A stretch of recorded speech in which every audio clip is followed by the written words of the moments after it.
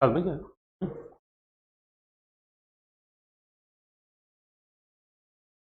हाँ नीरा। ओके बच्चों, welcome back. हम लोग का पिछला डिस्कशन जो था बेटा वो बीच में रुक गया था, तो हम लोग आज जहाँ पे थे उसके आगे कंटिन्यू कर। हम लोगों ने बेटा 45 क्वेश्चंस तक देख लिए थे। हम लोग 46वें क्वेश्चन से शुरू करते हैं। आइए शुरू करते हैं बेटा। Process of removing the burned gases from the combustion chamber of engine cylinder using fresh charge. Fresh charge के द्वारा सिलेंडर के अंदर जली हुई बची हुई गैसेस को निकालने की प्रक्रिया को क्या कहते हैं? हम लोग जानते हैं, इसको बोलते हैं स्क्वेंजिंग। तो स्क्वेंजिंग ही प्रक्रिया का नाम है, हम लोग जानते हैं। इसको आगे बढ़ते हैं बेटा। यहीं पे देखिए, यही है scavenging is the process of removing burn gases forcibly, मतलब धक्का देके बाहर फेंकते हैं, लेकिन किसकी मदद से? फ्रेश चार्ज या एयर की मदद से। कैसे करते हैं? टू स्ट्रोक इंजन में जो इसका माथा होता है, जो हेड होता है, उस पर एक क्राउन या कॉन्वेक्स शेप बना देते हैं, जिससे ट्रांसफर पोर्ट से ऊपर जब चार्ज जाता है तो ये जली हुई गैसेस को अपने साथ लेके जाता है। इस दौरान कुछ फ्रेश चार्ज हमारा वेस्ट हो जाता है। इस बात को हम समझ रहे हैं। आइए बेटा आगे चलते हैं। The top of the piston in to stroke engine. अब देखिए बेटा, टू स्ट्रोक इंजन में जो पिस्टन का टॉप होता है वो किस प्रकार का होता है? क्वेश्चन के ऊपर ब्लू कलर है, इसका मतलब हम आपसे आंसर चाहते हैं। प्लीज इसके आंसर दें। हम चाहते हैं इसके आप आंसर दीजिए। तो आप लोग आंसर दें तो फिर मैं डिस्कस करता हूं बेटा। आप लोगों को अगर आवाज मिल रही है तो आप लोग आंसर दें। चलिए बेटा शुरू करें, इसका आंसर दीजिए।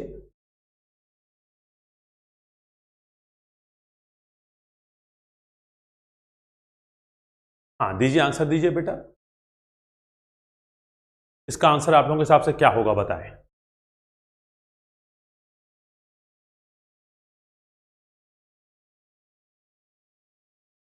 चलिए बच्चों के आंसर आ रहे हैं। कुछ बच्चे बेटा सी बोल रहे हैं, मैक्सिमम बच्चे सी बोल रहे हैं। एक बच्चे ने डी बोला है। सच बात है बेटा कि ये आंसर जो है कंफ्यूजिंग है। कायदे से सी और डी दोनों ही सही हैं, लेकिन क्योंकि यहां पे हमें एक उत्तर सही करना है तो हम क्राउन को ले रहे हैं। अदरवाइज अगर आप देखिए कि ये जो है ये कहलाता है क्राउन और ये कहलाता है कॉन्वेक्स शेप। अब देखिए ये दोनों ही फिगर टू स्ट्रोक इंजन के हैं। एक जगह इसमें क्राउन बना हुआ है, एक जगह कॉन्वेक्स शेप बना हुआ है। हम लोग बोलते भी हैं कि टू स्ट्रोक इंजन का जो माथा होता है या हेड होता है वो क्राउन शेप का होता है, या डिफ्लेक्टर या कॉन्वेक्स शेप। तो कायदे से प्रश्न बनाने वाले को ये सी और डी एक साथ नहीं देना चाहिए था, लेकिन अब चूंकि दे दिया है तो बेटा हम क्राउन को थोड़ा ज्यादा महत्व दे रहे हैं। तो फिलहाल हम आंसर सी ले रहे हैं, परंतु सच मायने में इस तरह के कंफ्यूजन वाले आंसर देने नहीं चाहिए एग्जामिनर को। तो ये बेटा किसी बुक का क्वेश्चन है, आर के जैन या डी एस कुमार का। तो फिलहाल हम क्राउन लेके चल रहे हैं आगे, तो ज्यादा एक्सेप्टेड क्राउन है। लेकिन हाँ आपकी बात सही है, जिसने डी बोला था इसका आंसर डी भी लिया जा सकता है, लेकिन फिलहाल आप क्राउन मानिए और आगे बढ़िए। चलिए, तो ये कंफ्यूजिंग टाइप का आंसर है और मैंने नहीं बनाया है बेटा, बुक में ऑलरेडी है। मैंने जानबूझ के लिया है ताकि मैं डिस्कस करूं, और मैंने यहाँ पे दिखाया भी, देखिए क्राउन शेप और एक कॉन्वेक्स शेप, और यहाँ लिखा भी मैंने दोनों है। तो कायदे से दोनों आंसर नहीं होने चाहिए थे, कोई एक होना चाहिए था तो प्रॉब्लम नहीं होती। ठीक है, आइए आगे बढ़ते हैं बेटा। The process of scavenging is related to, answer दीजिए। फिर से देखा बेटा ब्लू है, जहां पे भी आपको ब्लू कलर दिखाई दे इसका मतलब आपको आंसर देना है। ब्लू कलर को देखते ही आंसर दीजिए। ठीक है, प्लीज आइए, ब्लू कलर को देख लिया है आपने, अब आंसर दीजिए।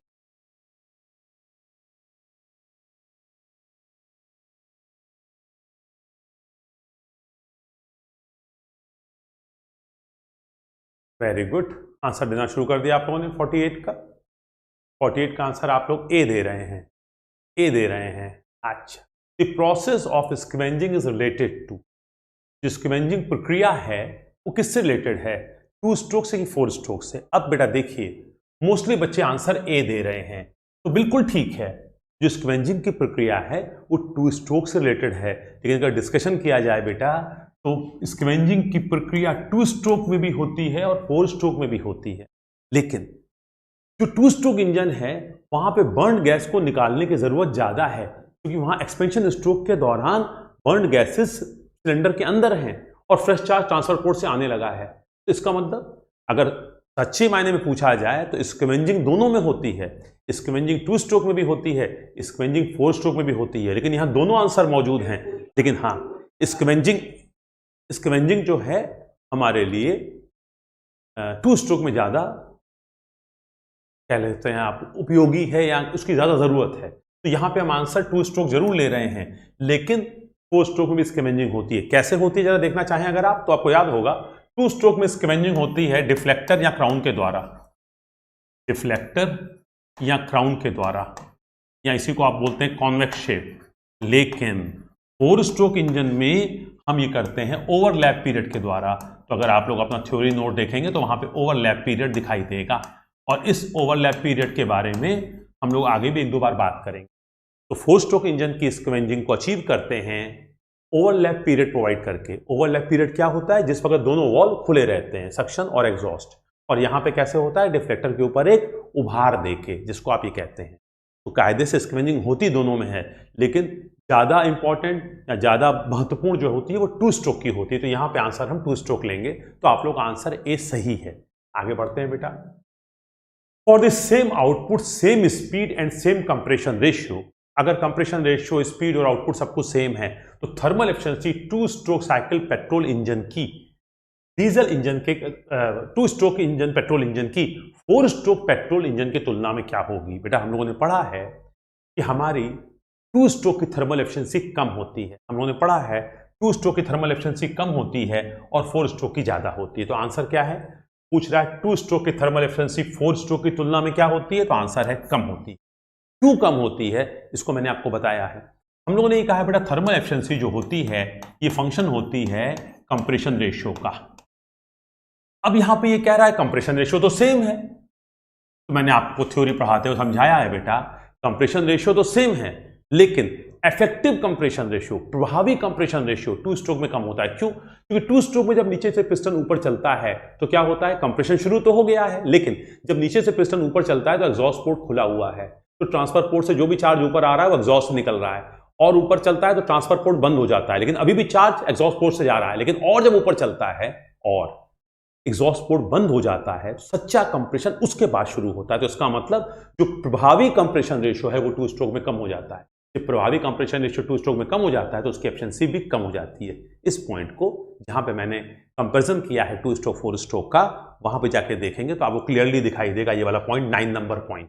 तो वहां पे मैंने इस चीज को फिगर बना के एक्सप्लेन किया। तो 2 स्ट्रोक का कंप्रेशन, 2 स्ट्रोक का थर्मल एफिशिएंसी कम होता है, भले दोनों का थ्योरेटिकल कंप्रेशन रेशियो सेम हो। जो वास्तविक कंप्रेशन रेशियो है वो 2 स्ट्रोक में कम हो जाने के कारण उसकी एफिशिएंसी कम होती है। ठीक है बेटा, आगे बढ़ते हैं।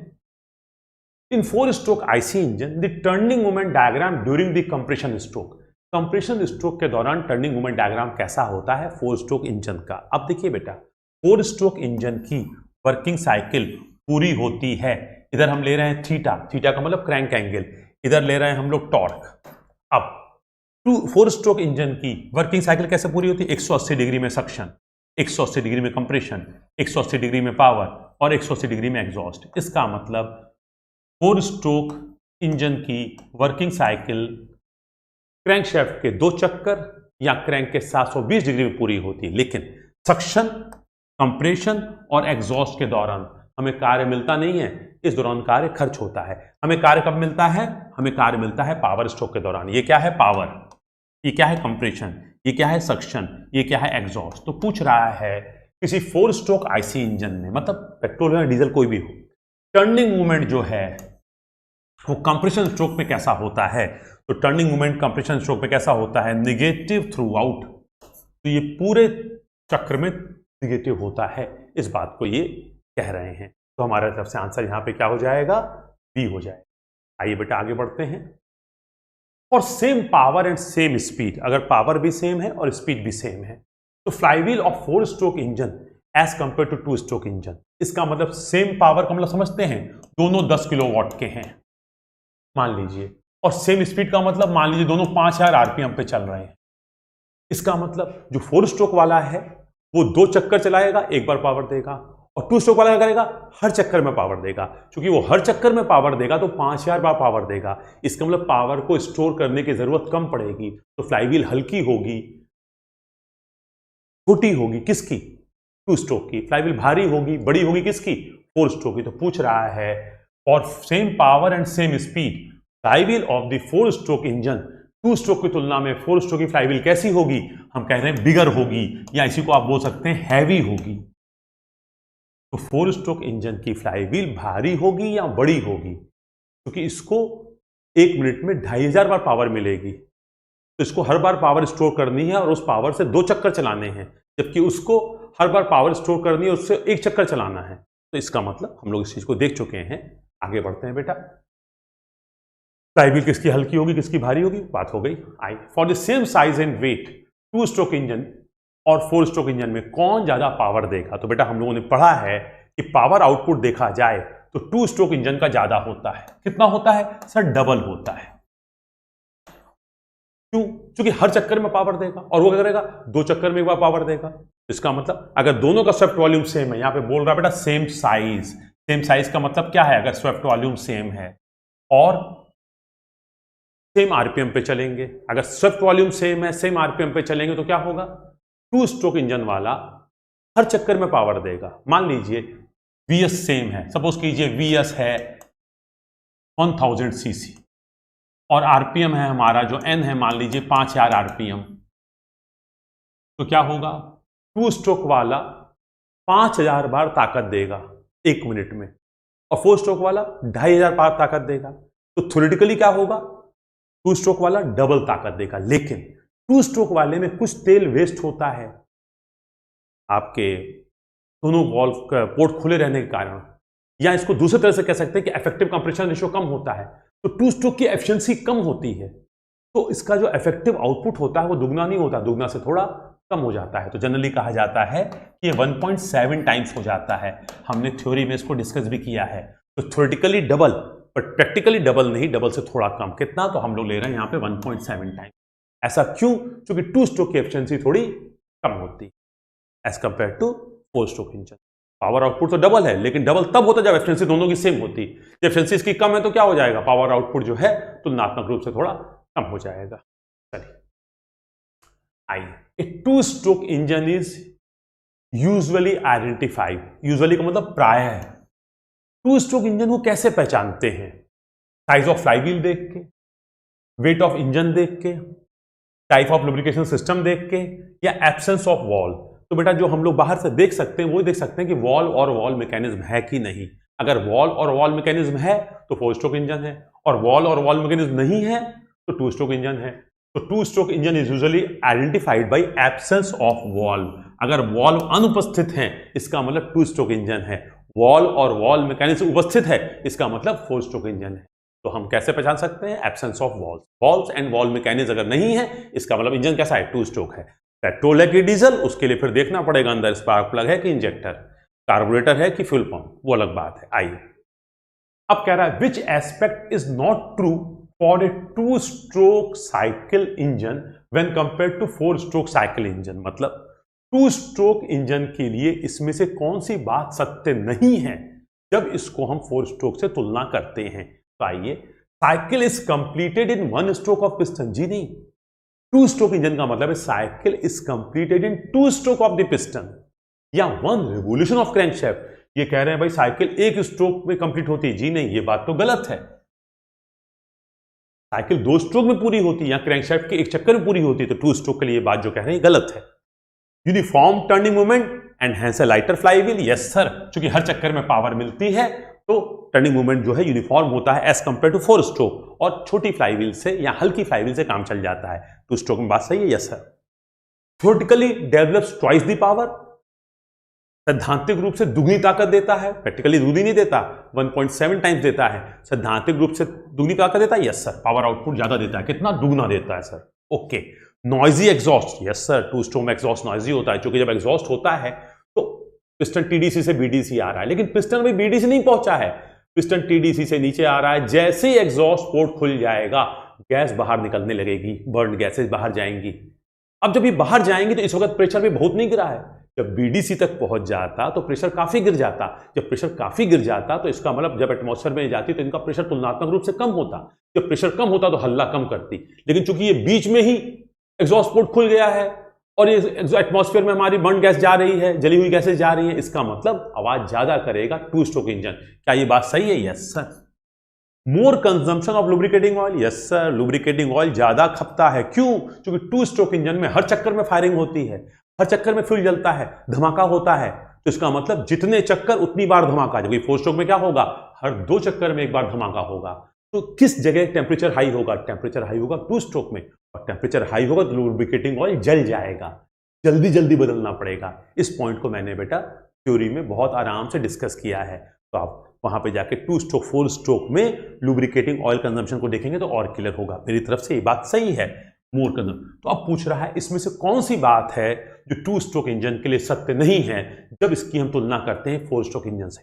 तो आएगा answer A.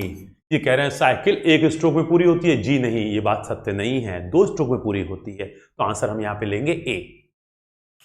Diesel engine as compare to petrol engine require. Diesel engine में क्या होता है बेटा? कंप्रेशन रेशियो ज्यादा होता है। कंप्रेशन रेशियो ज्यादा होने से क्या होता है? अंदर प्रेशर ज्यादा होता है। उस प्रेशर को झेलने के लिए सिलेंडर की दीवारें मोटी बनानी पड़ती हैं। जब सिलेंडर की दीवारें मोटी बनाते हैं तो ओवरऑल सिलेंडर हैवी हो गया, तुलनात्मक रूप से पिस्टन भी हैवी हो गया, कनेक्टिंग रॉड भी हैवी हो गई, क्रैंक शैफ्ट भी हैवी हो गया। अब इस हैवी मास को रोटेट करने के लिए जो फ्लाईव्हील की जरूरत पड़ेगी या जो एनर्जी स्टोर करनी पड़ेगी, उसके लिए हमें हैवी फ्लाईव्हील की जरूरत पड़ेगी। तो डीजल इंजन की फ्लाईव्हील हैवी होती है। तो डीजल इंजन में जो है बिगर फ्लाईव्हील बोलो या हैवी फ्लाईव्हील बोलो, एक ही बात है, इनर्शिया ज्यादा होना चाहिए। ओके, आंसर विल बी ए। अब बेटा हम लोग चल रहे हैं which one is the IC engine. अब बड़ा अच्छा इंटरेस्टिंग चीज है बेटा, इसमें से कौन सा ऐसा इंजन है? बेटा ऐसा इंजन का मतलब है जो चिंगारी से जलते हैं। तो चिंगारी से जलते हैं तो पेट्रोल इंजन चिंगारी से जलता है तो हम बोलते हैं ऐसा इंजन। डीजल इंजन चिंगारी से नहीं जलता, डीजल इंजन में जो कंप्रेशन की हीट होती है उससे जलता है, तो डीजल इंजन को हम लोग बोलते हैं सीआई इंजन। इसका मतलब पूछ रहा है ऐसा इंजन कौन है? तो इस प्रश्न को अगर हम लोग देखें सामान्य हिसाब से तो पेट्रोल इसका आंसर है, लेकिन हम लोगों ने इसके अंदर देखा है जो गैस इंजन होते हैं वो भी ऐसा इंजन होते हैं। तो अब अगर आप इस नॉलेज को इस्तेमाल करेंगे तो ये भी सही है और ये भी सही है। लेकिन अब एग्जामिनर ने चूंकि ऐसा प्रश्न बनाया है तो परंपरागत तरीके से आदिकाल से शुरू से हम लोग पेट्रोल इंजन को ऐसा इंजन बोलते हैं। गैसियस ईंधन एलपीजी सीएनजी तो हमने बाद में इस्तेमाल करना शुरू किए। तो अगर हम इस दोनों में से किसी एक को चुनना चाहें तो हम कह सकते हैं कि पेट्रोल इंजन ऐसा इंजन है, डीजल इंजन सीआई इंजन है। परंतु अगर वास्तविकता बात की जाए तो ये दोनों ही ऐसा इंजन है। सर कौन सी गैस? मैंने कहा बेटा चाहे एलपीजी हो चाहे सीएनजी हो, इसमें से कोई भी गैस हो तो ऐसा इंजन में आएगा। परंतु सर क्या आंसर देना चाहिए? मैंने कहा इसका आंसर पेट्रोल देना चाहिए, क्योंकि पेट्रोल सर्वमान्य है।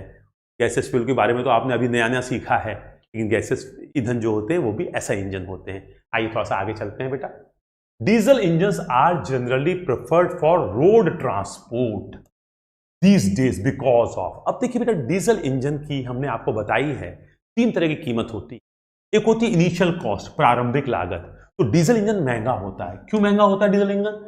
सर चूंकि डीजल इंजन को भारी बनाया जाता है, अंदर हाई प्रेशर होने के कारण उसको झेलने के लिए दीवारें मोटी, तो कॉस्ट ज्यादा होती है। लेकिन डीजल इंजन की थर्मल एफिशिएंसी ज्यादा होती है। क्यों? क्योंकि थर्मल एफिशिएंसी जो होती है सर वो फंक्शन होती है कंप्रेशन रेशियो का, और डीजल इंजन का कंप्रेशन रेशियो कितना होता है सर? कम से कम 16, 20, 22, 24। जबकि पेट्रोल इंजन में क्या होता है सर? पेट्रोल इंजन में होता है 6, 7, 8, 9, 10, 12। तो कंप्रेशन रेशियो हाई होने से थर्मल एफिशिएंसी हाई होती है। थर्मल एफिशिएंसी हाई होने का मतलब 1 लीटर डीजल से आप ज्यादा माइलेज कवर करोगे, ज्यादा आउटपुट देगा। तो थर्मल एफिशिएंसी ज्यादा होने के कारण इसकी जो रनिंग कॉस्ट होती है, जिसको हम लोग ऑपरेटिंग कॉस्ट भी कहते हैं, तो पूछ रहा है डीजल इंजन क्यों इस्तेमाल करते हैं? क्या इसकी इनिशियल कॉस्ट कम होती है? नहीं सर, ये महंगे होते हैं। क्या इनको बनाने का खर्चा कम होता है? नहीं सर, बनाने में खर्चा ज्यादा होता है। क्या इनके अनुरक्षण का खर्चा कम होता है? नहीं सर, अनुरक्षण में ज्यादा खर्चा लगता है, मेंटेनेंस महंगा होता है डीजल इंजन का। हाँ, इसकी रनिंग कॉस्ट या ऑपरेटिंग कॉस्ट, तो रनिंग कॉस्ट का दूसरा नाम क्या है? Operating cost. तो इसकी रनिंग कॉस्ट या ऑपरेटिंग कॉस्ट कम होती है। इसका मतलब आंसर विल बी, तो जितने भी ट्रक होते हैं, बस होते हैं, ये सब डीजल इंजन पे ऑपरेटेड होते हैं। क्यों? क्योंकि इनकी ऑपरेटिंग कॉस्ट कम होती है। ऑपरेटिंग कॉस्ट या रनिंग कॉस्ट कम होती है। क्यों? क्योंकि थर्मल एफिशिएंसी हाई होती है। थर्मल एफिशिएंसी हाई होने का मतलब उतनी ही हीट देने से ज्यादा आउटपुट देते हैं, ज्यादा वर्क देते हैं। और थर्मल एफिशिएंसी हाई क्यों होती है? क्योंकि कंप्रेशन रेशियो हाई होता है।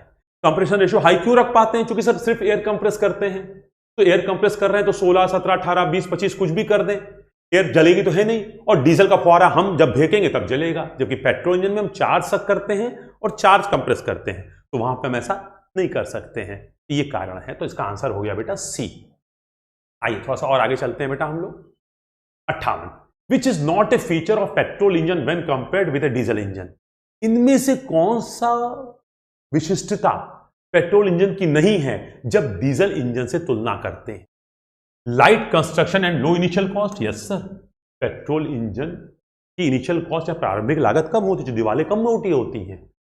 Greater noise and vibration. नहीं सर, पेट्रोल इंजन में होमोजीनियस मिक्सचर होता है। जब होमोजीनियस मिक्सचर होता है, समांगी मिश्रण होता है, तो बहुत अच्छी तरह से जलता है, वो कम कंपन करता है, और इंजन में जब फ्यूल जलता है तो आवाज भी कम होती है। तो उसका क्या ये अच्छी बात, मतलब क्या ये पेट्रोल इंजन पे लागू? नहीं सर, पेट्रोल इंजन में ग्रेटर नहीं बल्कि लोअर नॉइज, तो ये बात सही नहीं है sir.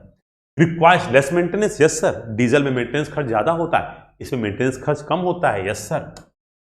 Greater fire risk. Yes sir, petrol engine में आग लगने के चांसेस ज्यादा हैं, क्योंकि पेट्रोल ज्यादा उड़नशील है और ये जल्दी से आग पकड़ सकता है। तो क्या भाई ये बात सही है? Yes sir. तो पूछ रहा है इसमें से कौन सी बात पेट्रोल इंजन के लिए सही नहीं है? सर ये बात सही नहीं है कि आप कह रहे हैं कि पेट्रोल इंजन में डीजल इंजन की तुलना में ज्यादा नॉइस और वाइब्रेशन है। नहीं सर, बल्कि उल्टा है, डीजल इंजन में नॉइस और वाइब्रेशन ज्यादा है। क्यों? क्योंकि वहां पे सर हेट्रोजीनियस मिक्सचर है और यहां पे होमोजीनियस मिक्सचर है। इस बात को, तो इसका मतलब आंसर क्या हो जाएगा? बी। आइए फिर आगे देखें। अब देखिए एडवांटेज में मैंने ये चीज दी हुई है, यहां पे देखिए लेस वाइब्रेशन, ये कह रहे हैं हाई वाइब्रेशन या ग्रेटर वाइब्रेशन। नहीं सर, लेस वाइब्रेशन, ये बात सही नहीं है। Piston rings are usually made of. अब देखिए बेटा, हमने आपको ये बताया था पिस्टन रिंग, सिलेंडर हेड और पिस्टन, इनके बारे में मटेरियल। तो पिस्टन रिंग बनती है या तो कास्ट आयरन की या सिलिकॉन स्टील की। देखिए एल्युमिनियम तो बहुत सॉफ्ट है, इसकी तो बनेगी नहीं। अब मेन यहां पे क्या आ गया? Cast iron. कास्ट आयरन के साथ खासियत क्या है? ये घिसाव प्रतिरोधी है, और हम लोग जानते हैं कि दीवार के साथ पिस्टन टच नहीं करता, दीवार के साथ पिस्टन रिंग टच करती है। तो हम क्या चाहेंगे? दीवार के साथ जब पिस्टन रिंग टच करे तो घिसाव कम से कम हो, तो घिसाव प्रतिरोधी भी है, इसकी स्ट्रेंथ भी है, तो हम क्या कर देंगे? कास्ट आयरन की पिस्टन रिंग बनाते हैं। याद है, कास्ट आयरन का वजन थोड़ा ज्यादा होता है, लेकिन पिस्टन रिंग का जो क्रॉस सेक्शनल एरिया बहुत कम होता है। तो अगर वजन कास्ट आयरन का ज्यादा भी है परंतु ये घिसाव प्रतिरोधी है, तो यहां पे बहुत मटेरियल तो लग नहीं रहा है, तो हम कास्ट आयरन की ही पिस्टन रिंग बनाते हैं। तो answer will be cast iron. आइए इसके बाद देखते हैं, which one of the following item is made of aluminium alloy.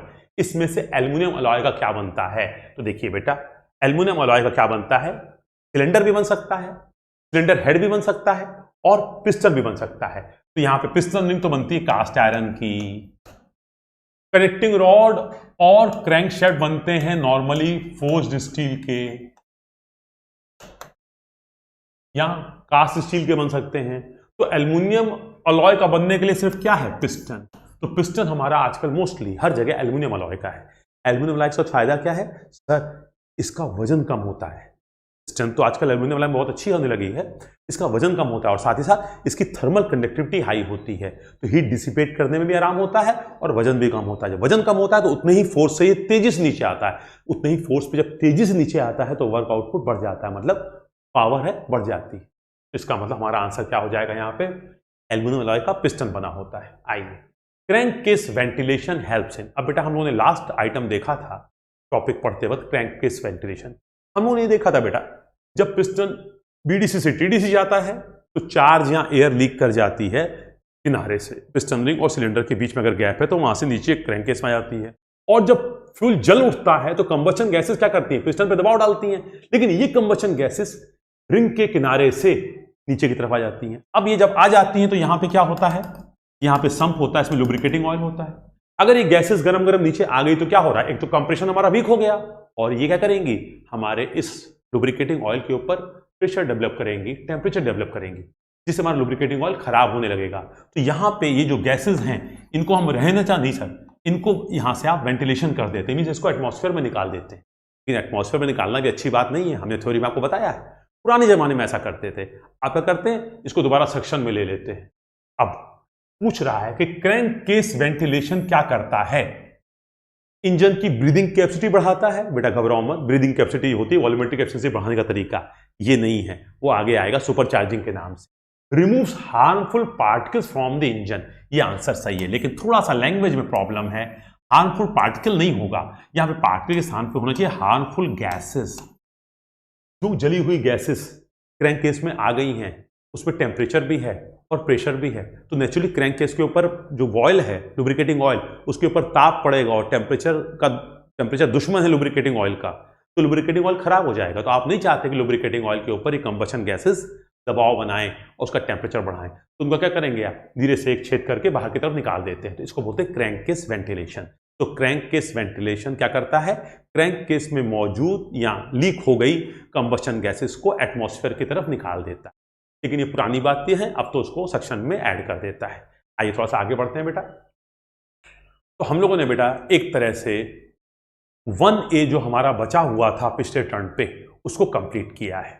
अब हम लोग इसके आगे 1B को शुरू कर रहे हैं। मानी बात है बेटा, 1A के तुलना में 1B के क्वेश्चन थोड़े स्टैंडर्ड होते हैं और आपके एग्जाम में आने लायक होते हैं। 1A के थोड़ा सा जो है बिलो स्टैंडर्ड होते हैं, आसान होते हैं, आ जाएं तो अच्छी बात है, आते भी हैं, बट 1B थोड़े से स्टैंडर्ड क्वेश्चन है। तो आइए हम लोग 1B की शुरुआत करते हैं।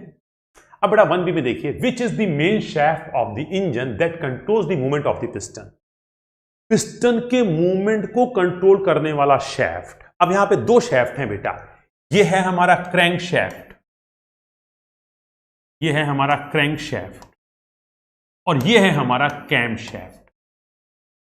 अब जरा समझिएगा, क्रैंक शैफ्ट चलेगा तो पिस्टन को ऊपर नीचे करेगा और कैम शैफ्ट चलेगा तो वॉल को ऊपर नीचे करेगा। पूछ रहा है वह कौन सा मेन शैफ्ट होता है जो पिस्टन के मूवमेंट को कंट्रोल करता है। तो पिस्टन के मूवमेंट को क्रैंक शैफ्ट कंट्रोल करता है। क्या होता है, क्रैंक शैफ्ट का रोटरी मोशन पिस्टन के रिस्पोर्टिंग मोशन में कन्वर्ट होता है। किसकी मदद से, कनेक्टिंग रॉड की मदद से। तो answer will B main shaft crank. लेकिन अब इसी प्रश्न को बदल देते हैं, विच is the main shaft of the engine that controls the movement of the valves. अब इस प्रश्न में आपको कर दिया जाए पिस्टन के स्थान पे वॉल्व्स, तो आंसर क्या हो जाएगा, कैम शैफ्ट। लेकिन आपके प्रश्न में जो पूछा गया है पिस्टन, तो आंसर क्या होगा, क्रैंक शैफ्ट।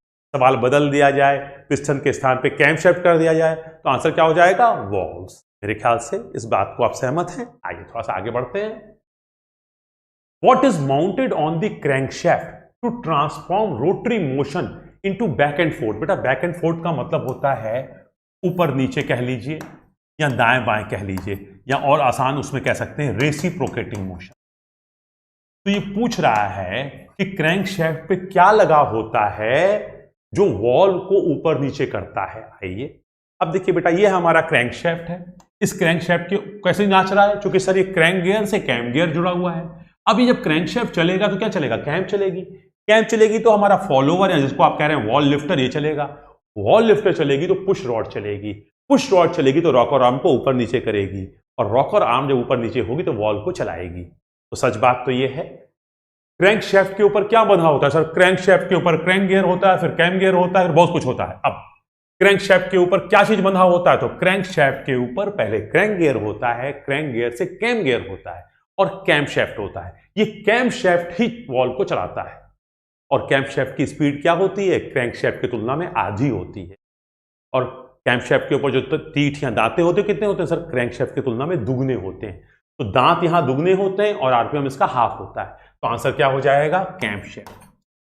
तो क्रैंक शैफ्ट पे कैम शैफ्ट बंधा होता है, क्रैंक के द्वारा जुड़ा रहता है, जो कि वॉल को चलाता है। ये हो गया इसका आंसर। आगे बढ़े थोड़ा सा।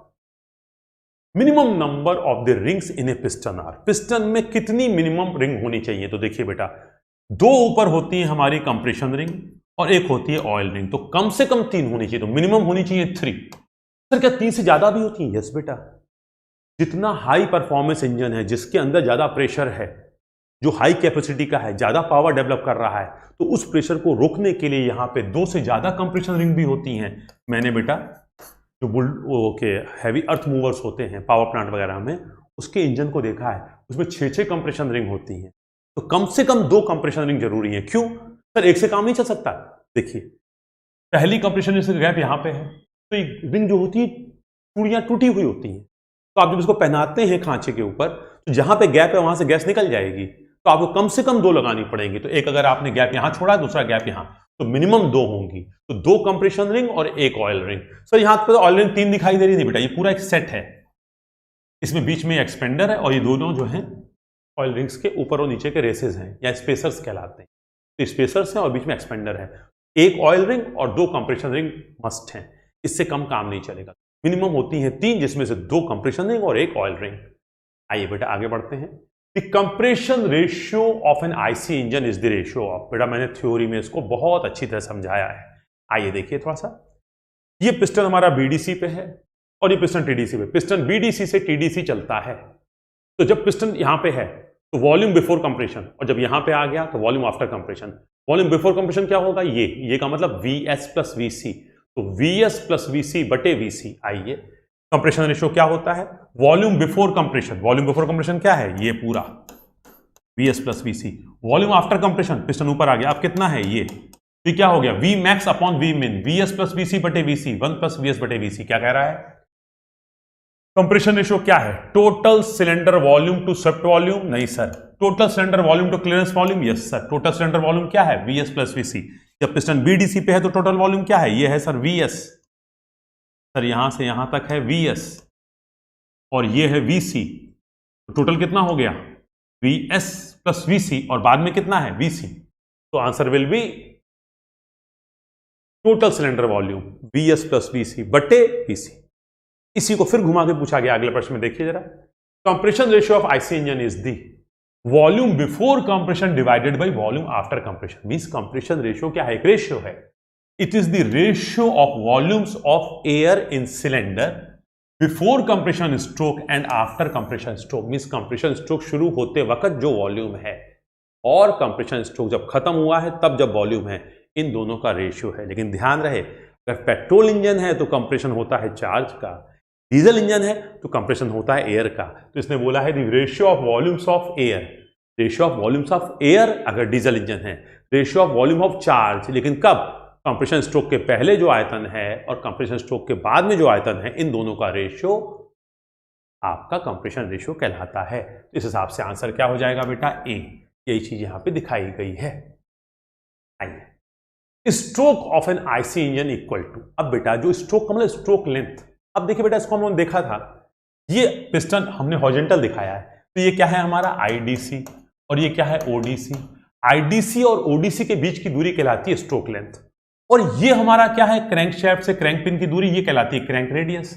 तो पूछ रहा है the stroke of an IC engine, या स्ट्रोक लेंथ कितनी होती है। तो अब देखिए बेटा, जब पिस्टन आईडीसी पे है तो ये क्रैंक पिन यहां पे है, जब पिस्टन आईडीसी से थोड़ी आगे चला है तो ये क्रैंक पिन यहां से खिसक के यहां आ गई है, और जब ये पिस्टन ओडीसी पे आ गया है तो क्रैंक पिन यहां आ गई है। इसका मतलब क्रैंक पिन यहां से चली ये आर दूरी और यहां से चली आर दूरी, तो आर और आर क्या हो गया 2r।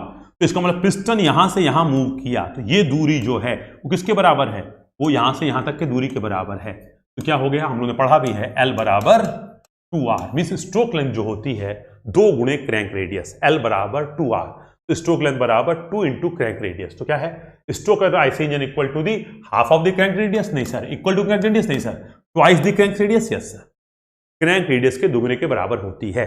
इस पे आगे एक न्यूमेरिकल भी है, मैंने क्लास में कराया भी था, आगे देखेंगे। आइए थोड़ा सा आगे बढ़ते हैं बेटा, the ratio of the stroke of the crank radius और आईसी इंजन, इसका मतलब इन दोनों में रेशियो क्या होता है, तो बेटा L बराबर 2r, तो इसका मतलब ये 10 है तो ये 2 गुणे 5, तो क्रैंक रेडियस 5 है और स्ट्रोक लेंथ 10 है, तो ये हो गया 2 और ये हो गया 1, तो अनुपात हो जाएगा 2:1। तो स्ट्रोक लेंथ और क्रैंक रेडियस का अनुपात क्या होता है, 2:1। उल्टा पूछते तो 1:2, ये पिछले सवाल से ही मिलता जुलता है। आइए बेटा आगे बढ़ते हैं थोड़ा सा। सर अगर ऑप्शन में 3 ना हो तो क्या होगा, किसका आंसर है ये बेटा, हमें याद दिला दिया, हम तो ये क्या है, अनुराधा पूछ रही है। ये आंसर कहां से दे दिया बेटा इन लोगों ने, आंसर कहां, कौन सा सवाल का आंसर है, इसके पीछे वाला, मैंने तो पूछा भी नहीं, बच्चे अपने से आंसर दे रहे हैं क्या। अनुराधा जी आपने किस प्रश्न के लिए पूछ रही हैं, सर अगर ऑप्शन में 3 ना हो तब क्या आंसर होगा, किस प्रश्न की बात कर रहे हो बेटा अनुराधा जी बताइए। मैं तो बेटा चैटिंग में ध्यान नहीं दे रहा हूं, जो कि चैटिंग में ध्यान देंगे तो कोर्स कवर नहीं हो पाएगा। अनुराधा जी बताइए बेटा, minimum number of rings, very good, minimum number of rings की बात कर रही हैं आंसर में। ओके, अब बेटा देखिए, आप पूछ रही हैं कि अगर 3 ना हो तो क्या होगा। बेटा 3 ना हो तो कम कोई बात ही नहीं होती। अब 3 नहीं होगा तो क्या होगा सर, 1 नहीं होगा तो क्या होगा, मिनिमम 3 होनी चाहिए। ठीक है, अब 3 ना हो तो क्या होगा, इसका कोई हम जवाब नहीं दे सकते। ठीक है, 3 होनी चाहिए। 3 अगर 3 ना होता, मान लीजिए अब यहां पे 3 नहीं होता तो क्या करते सर, 2 ले सकते हैं। मैंने कहा 2 ले सकते हैं, 2 स्ट्रोक में होती है, बट वो कोई क्वेश्चन नहीं बनेगा। एक एडवांस क्वेश्चन होता है कि अगर पिस्टन 2 स्ट्रोक का है तो मिनिमम रिंग कितनी होगी। 2 स्ट्रोक में ऑयल रिंग नहीं होती है, आगे मैं कभी बताऊंगा, हो सकता है। तो फिलहाल इसमें बहुत ज्यादा हम डिस्कशन नहीं कर सकते। मिनिमम जो है वो 3 होंगी, इससे ज्यादा कुछ भी हो सकती है। अब 3 ना हो तो क्या होगा बेटा, इसका जवाब मेरे पास नहीं है। ठीक, चलिए हम लोग कहां पे हैं, आइए अब बेटा हम लोग आ रहे हैं which type of engine most car है। कार में इंजन कैसा होता है, तो बेटा कार का इंजन 4 स्ट्रोक होता है। सर 2 स्ट्रोक इंजन होता है, नहीं 4 स्ट्रोक इंजन होता है। यस सर, अब 4 स्ट्रोक इंजन होता है। सर आपने बताया था कि एक वैंकल इंजन भी होता है, रोटरी इंजन भी होता है। मैंने कहा हाँ, एक बार बना था लेकिन बहुत ज्यादा प्रचलित नहीं हो पाया, उसके अंदर कुछ कमियां रही। तो आज के तारीख में जितनी भी कारें हैं उसका इंजन 4 स्ट्रोक। सर ये 4 स्ट्रोक पेट्रोल होता है कि डीजल, अब यहां पे थोड़ा सा बेटा समझिए। पुराने जमाने में कार का इंजन सिर्फ पेट्रोल इंजन होता था, 4 स्ट्रोक पेट्रोल इंजन, बट धीरे धीरे डीजल इंजन ने बहुत तरक्की की है। अब डीजल की गाड़ियां काफी अच्छी आ गई हैं। कहने का मतलब जो डीजल में हेट्रोजीनियस मिक्सचर होता था, जिसकी वजह से डीजल में कंपन ज्यादा होता था, नॉइज ज्यादा करते थे, अब डीजल वालों ने काफी तरक्की कर ली है। तो आज के तारीख में कार में 4 स्ट्रोक पेट्रोल इंजन भी होता है और 4 स्ट्रोक डीजल इंजन भी होता है। लेकिन अब यहां पे मान लीजिए पूछ लेता कि सर 4 स्ट्रोक पेट्रोल होगा कि 4 स्ट्रोक डीजल होगा, और सर दोनों आंसर हमारे पास है, तो बेटा हम परंपरागत तरीके से 4 स्ट्रोक पेट्रोल बोलेंगे। जैसे आज भी अगर कोई पूछेगा एसआई इंजन जो है वो पेट्रोल इंजन है, डीजल इंजन है और गैस इंजन है, और एक आंसर देना है तो हम बोलेंगे एसआई इंजन पेट्रोल इंजन है, जबकि गैस इंजन भी एसआई इंजन है। सिमिलरली आज के तारीख में अगर हमसे आंसर पूछेंगे तो दोनों होते हैं, 4 स्ट्रोक पेट्रोल भी, 4 स्ट्रोक डीजल भी कार के इंजन। सर रोटरी इंजन भी तो होता था, वैंकल भी होता था। बेटा एक बार ट्राई हुआ था, एक बार एक्सपेरिमेंट हुआ था जो कि सफल नहीं हुआ, अगर होता तो सब जगह इस्तेमाल होता। इसका मतलब आंसर फिलहाल आप देंगे यहाँ पे 4 स्ट्रोक साइकिल इंजन, और इसमें पेट्रोल डीजल पूछ डाले दोनों में तो आप पेट्रोल ले सकते हैं, लेकिन होता दोनों है। इस बात को मैंने एक्सप्लेन करने की कोशिश की है। ओके बेटा देखिए, नीरज केसरी जी जो भी हैं, ज्योति अवेसम डांस, क्वेश्चन 3 नहीं हो चुका है, आगे अच्छा आगे। और a practical petrol engine working on auto cycle, कोई बेटा व्यवहारिक इंजन है जो ऑटो साइकिल पे काम कर रहा है, तो कंप्रेशन रेशियो कितना होता है। बेटा ऑटो साइकिल पे काम करते हैं पेट्रोल इंजन, और अगर पेट्रोल इंजन है तो कंप्रेशन रेशियो हम लोगों ने पढ़ा है 6 से 12 होते हैं। अब यहाँ 6 से 12 आंसर अगर है तो आप ले सकते हैं। तो व्यवहारिक तौर पे पेट्रोल इंजन जो है ऑटो साइकिल पे काम करते हैं, तो कंप्रेशन जो कितना होता है 6 से 12 होता है। इसको ले लिया हम लोगों ने, आगे बढ़ते हैं बेटा। The compression ratio for a practical diesel engine, हम लोग पढ़ा डीजल इंजन, डीजल साइकिल पे काम करने वाले इंजन जो होते हैं वो डीजल इंजन कहलाते हैं। डीजल किस पे काम करते हैं, डीजल साइकिल पे। तो इसका कंप्रेशन रेशियो क्या होता है 16 से 24। यहाँ पे 16 24 कोई है नहीं, तो आप 16 से 22 ले सकते हैं। ठीक है बेटा, सुजीत सिंह जी, या तो आप हमारे स्टूडेंट नहीं हैं, मिस्टर सुजीत सिंह,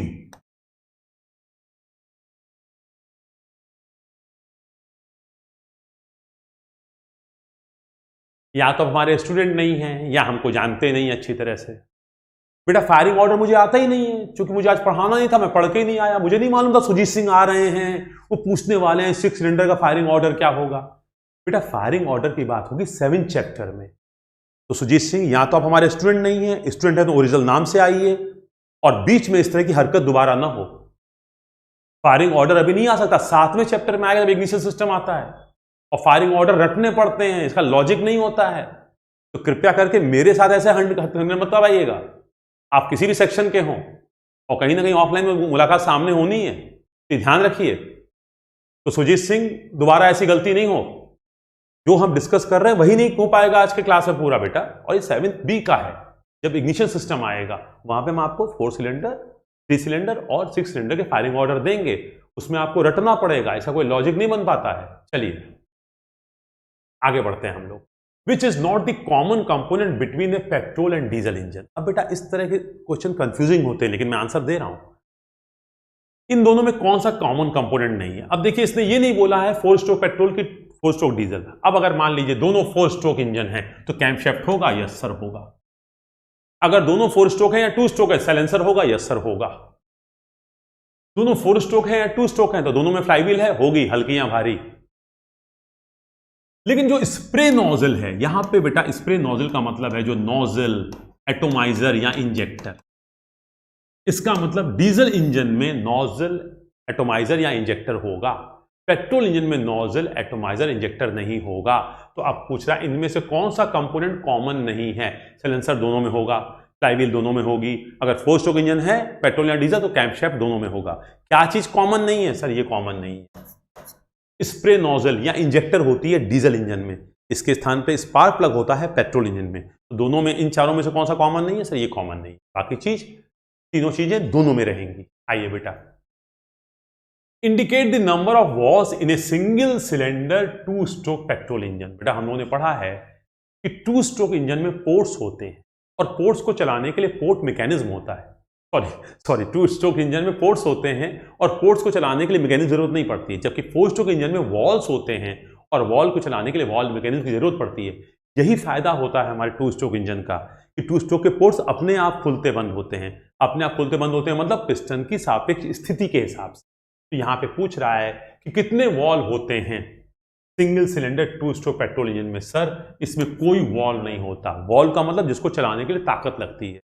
ठीक है, आइए बेटा, top of the piston in 2 stroke engine. अभी हम लोग पढ़ के आए हैं top of the piston in 2 stroke engine कैसा होता है? क्राउन शेप्ड होता है, कॉन्केव शेप्ड होता है, फ्लैट होता है कि स्लांटेड होता है? सर फ्लैट तो नहीं होता है, स्लांटेड भी नहीं होता है।